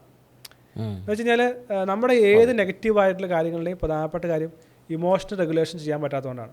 അപ്പോൾ മടി, ദേഷ്യം, നിരാശ, പരാജയം, ഇതെല്ലാം നമ്മുടെ ഇമോഷൻസിനെ എങ്ങനെ ഹാൻഡിൽ ചെയ്യുന്നുള്ളതാണ്. അതുകൊണ്ടാണ് ഈ കാലഘട്ടം ഇമോഷൻ ഇൻ്റലിജൻസ് എന്ന് പറയുന്ന ആശയത്തിന് ഇത്രയും പ്രചാരമുള്ളത്. ഹൈ പെർഫോമർക്ക് ഏറ്റവും അധികം വേണ്ട കാര്യമാണ് ഇമോഷൻ ഇൻ്റലിജൻസ്. നിങ്ങളൊരു CEO ആണെന്ന് വിചാരിക്കുക. പണ്ടൊക്കെ ആളുകൾ ശമ്പളം തരത്തില്ല എന്ന് പറഞ്ഞ് പേടിപ്പിക്കും, പറഞ്ഞു വിടുമെന്ന് പറഞ്ഞ് പേടിപ്പിക്കും. ഇന്നത്തെ കാലഘട്ടത്തിൽ അതൊന്നും വർക്കാകില്ല. ക്യാരറ്റ് ആൻഡ് സ്റ്റിക്ക് പോളിസി ഒന്നും വർക്കാകത്തില്ല. ഇന്ന് absolutely how you are handling people, relationships എങ്ങനെ ഹാൻഡിൽ ചെയ്യുന്നുള്ളത് വളരെ പ്രധാനപ്പെട്ട കാര്യമാണ്. നിങ്ങൾ എത്ര നല്ല പെർഫോമർ ആണെങ്കിൽ കൂടെയും നിങ്ങൾ ഒരു ഓർഗനൈസേഷനിൽ നിന്ന് പുറത്താകാനുള്ള സാധ്യത, അല്ലെങ്കിൽ ആളുകൾ ഡിസ്ലൈക്ക് ചെയ്യാനുള്ള സാധ്യത വളരെ കൂടുതലാണ്. ഇനി ഈ ഗൂഗിളിൽ പ്രൊജക്റ്റ് തുടങ്ങാനുള്ള കാരണം എന്ന് വെച്ച് കഴിഞ്ഞാൽ ഗൂഗിൾ, മൈക്രോസോഫ്റ്റും ഗൂഗിളും എല്ലാം ലോകത്തിലെ ഏറ്റവും ബെസ്റ്റ് എംപ്ലോയീസിനെ ഹയർ ചെയ്യുന്ന ഓർഗനൈസേഷനായിരുന്നു. പക്ഷേ ഏറ്റവും ബെസ്റ്റ് എംപ്ലോയീസിനെ ഹയർ ചെയ്തിട്ട് കൂടെയും അതനുസരിച്ച് പ്രൊഡക്ടിവിറ്റി ഒക്കെ ഉണ്ടാക്കാൻ സാധിച്ചില്ല.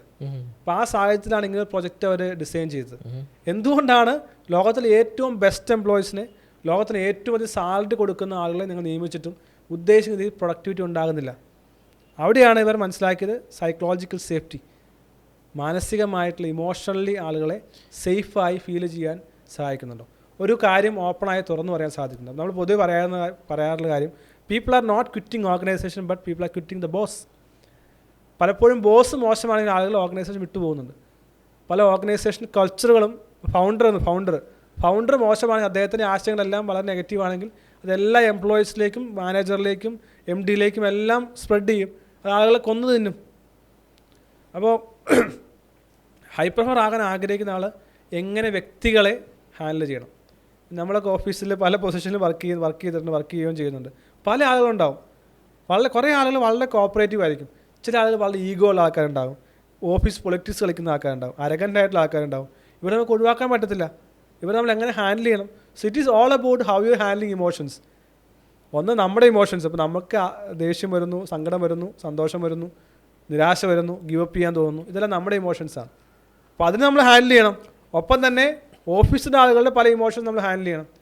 അപ്പോൾ അതുകൊണ്ടാണ് നമ്മൾ ഇമോഷൻ ഇൻ്റലിജൻസ് എന്ന് പറയുന്നത് aware about your self and aware about others and being empathetic എന്ന് പറയും. ഇത് വലിയ വേറൊരു മേഖല. നമ്മളെ പല വീഡിയോ, എൻ്റെ ബുക്ക് തന്നെ ഉണ്ട്, ശാന്തിയുടെ താക്കോൽ. ശാന്തിയുടെ താക്കോൽ പുസ്തകം പറയുന്നത് തന്നെ എങ്ങനെ പല ഇമോഷൻസ് ഹാൻഡിൽ ചെയ്യാന്നുള്ളതാണ്. പല പോഡ്കാസ്റ്റും നമ്മൾ നേരത്തെ ചെയ്തിട്ടുണ്ട് ഇമോഷൻസിനെ കുറിച്ച്. ഇത് വേറെ വലിയൊരു മേഖലയാണ്. പറഞ്ഞു വന്നത് കൺസിസ്റ്റൻസിയെക്കുറിച്ചായിരുന്നു. ഇപ്പോൾ ഷുജി നക്കവറ എന്ന് പറയുന്ന ഒരാൾ, അവർ ബ്ലൂ ബൾബ് കണ്ടുപിടിച്ച ആളാണ്.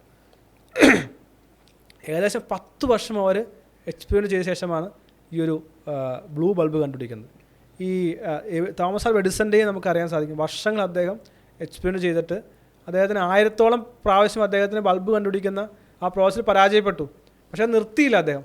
അപ്പോൾ 1000ാമത്തെ ചെയ്ത് കഴിഞ്ഞപ്പോൾ അദ്ദേഹം പറയുന്നത് ഇതിന് 1000 പ്രാവശ്യം പരാജയപ്പെടുകയല്ല ചെയ്തത്, എങ്ങനെയൊക്കെ നടക്കില്ല എന്ന് കണ്ടുപിടിക്കുകയായിരുന്നു ചെയ്തതെന്നാണ് പറയുന്നത്.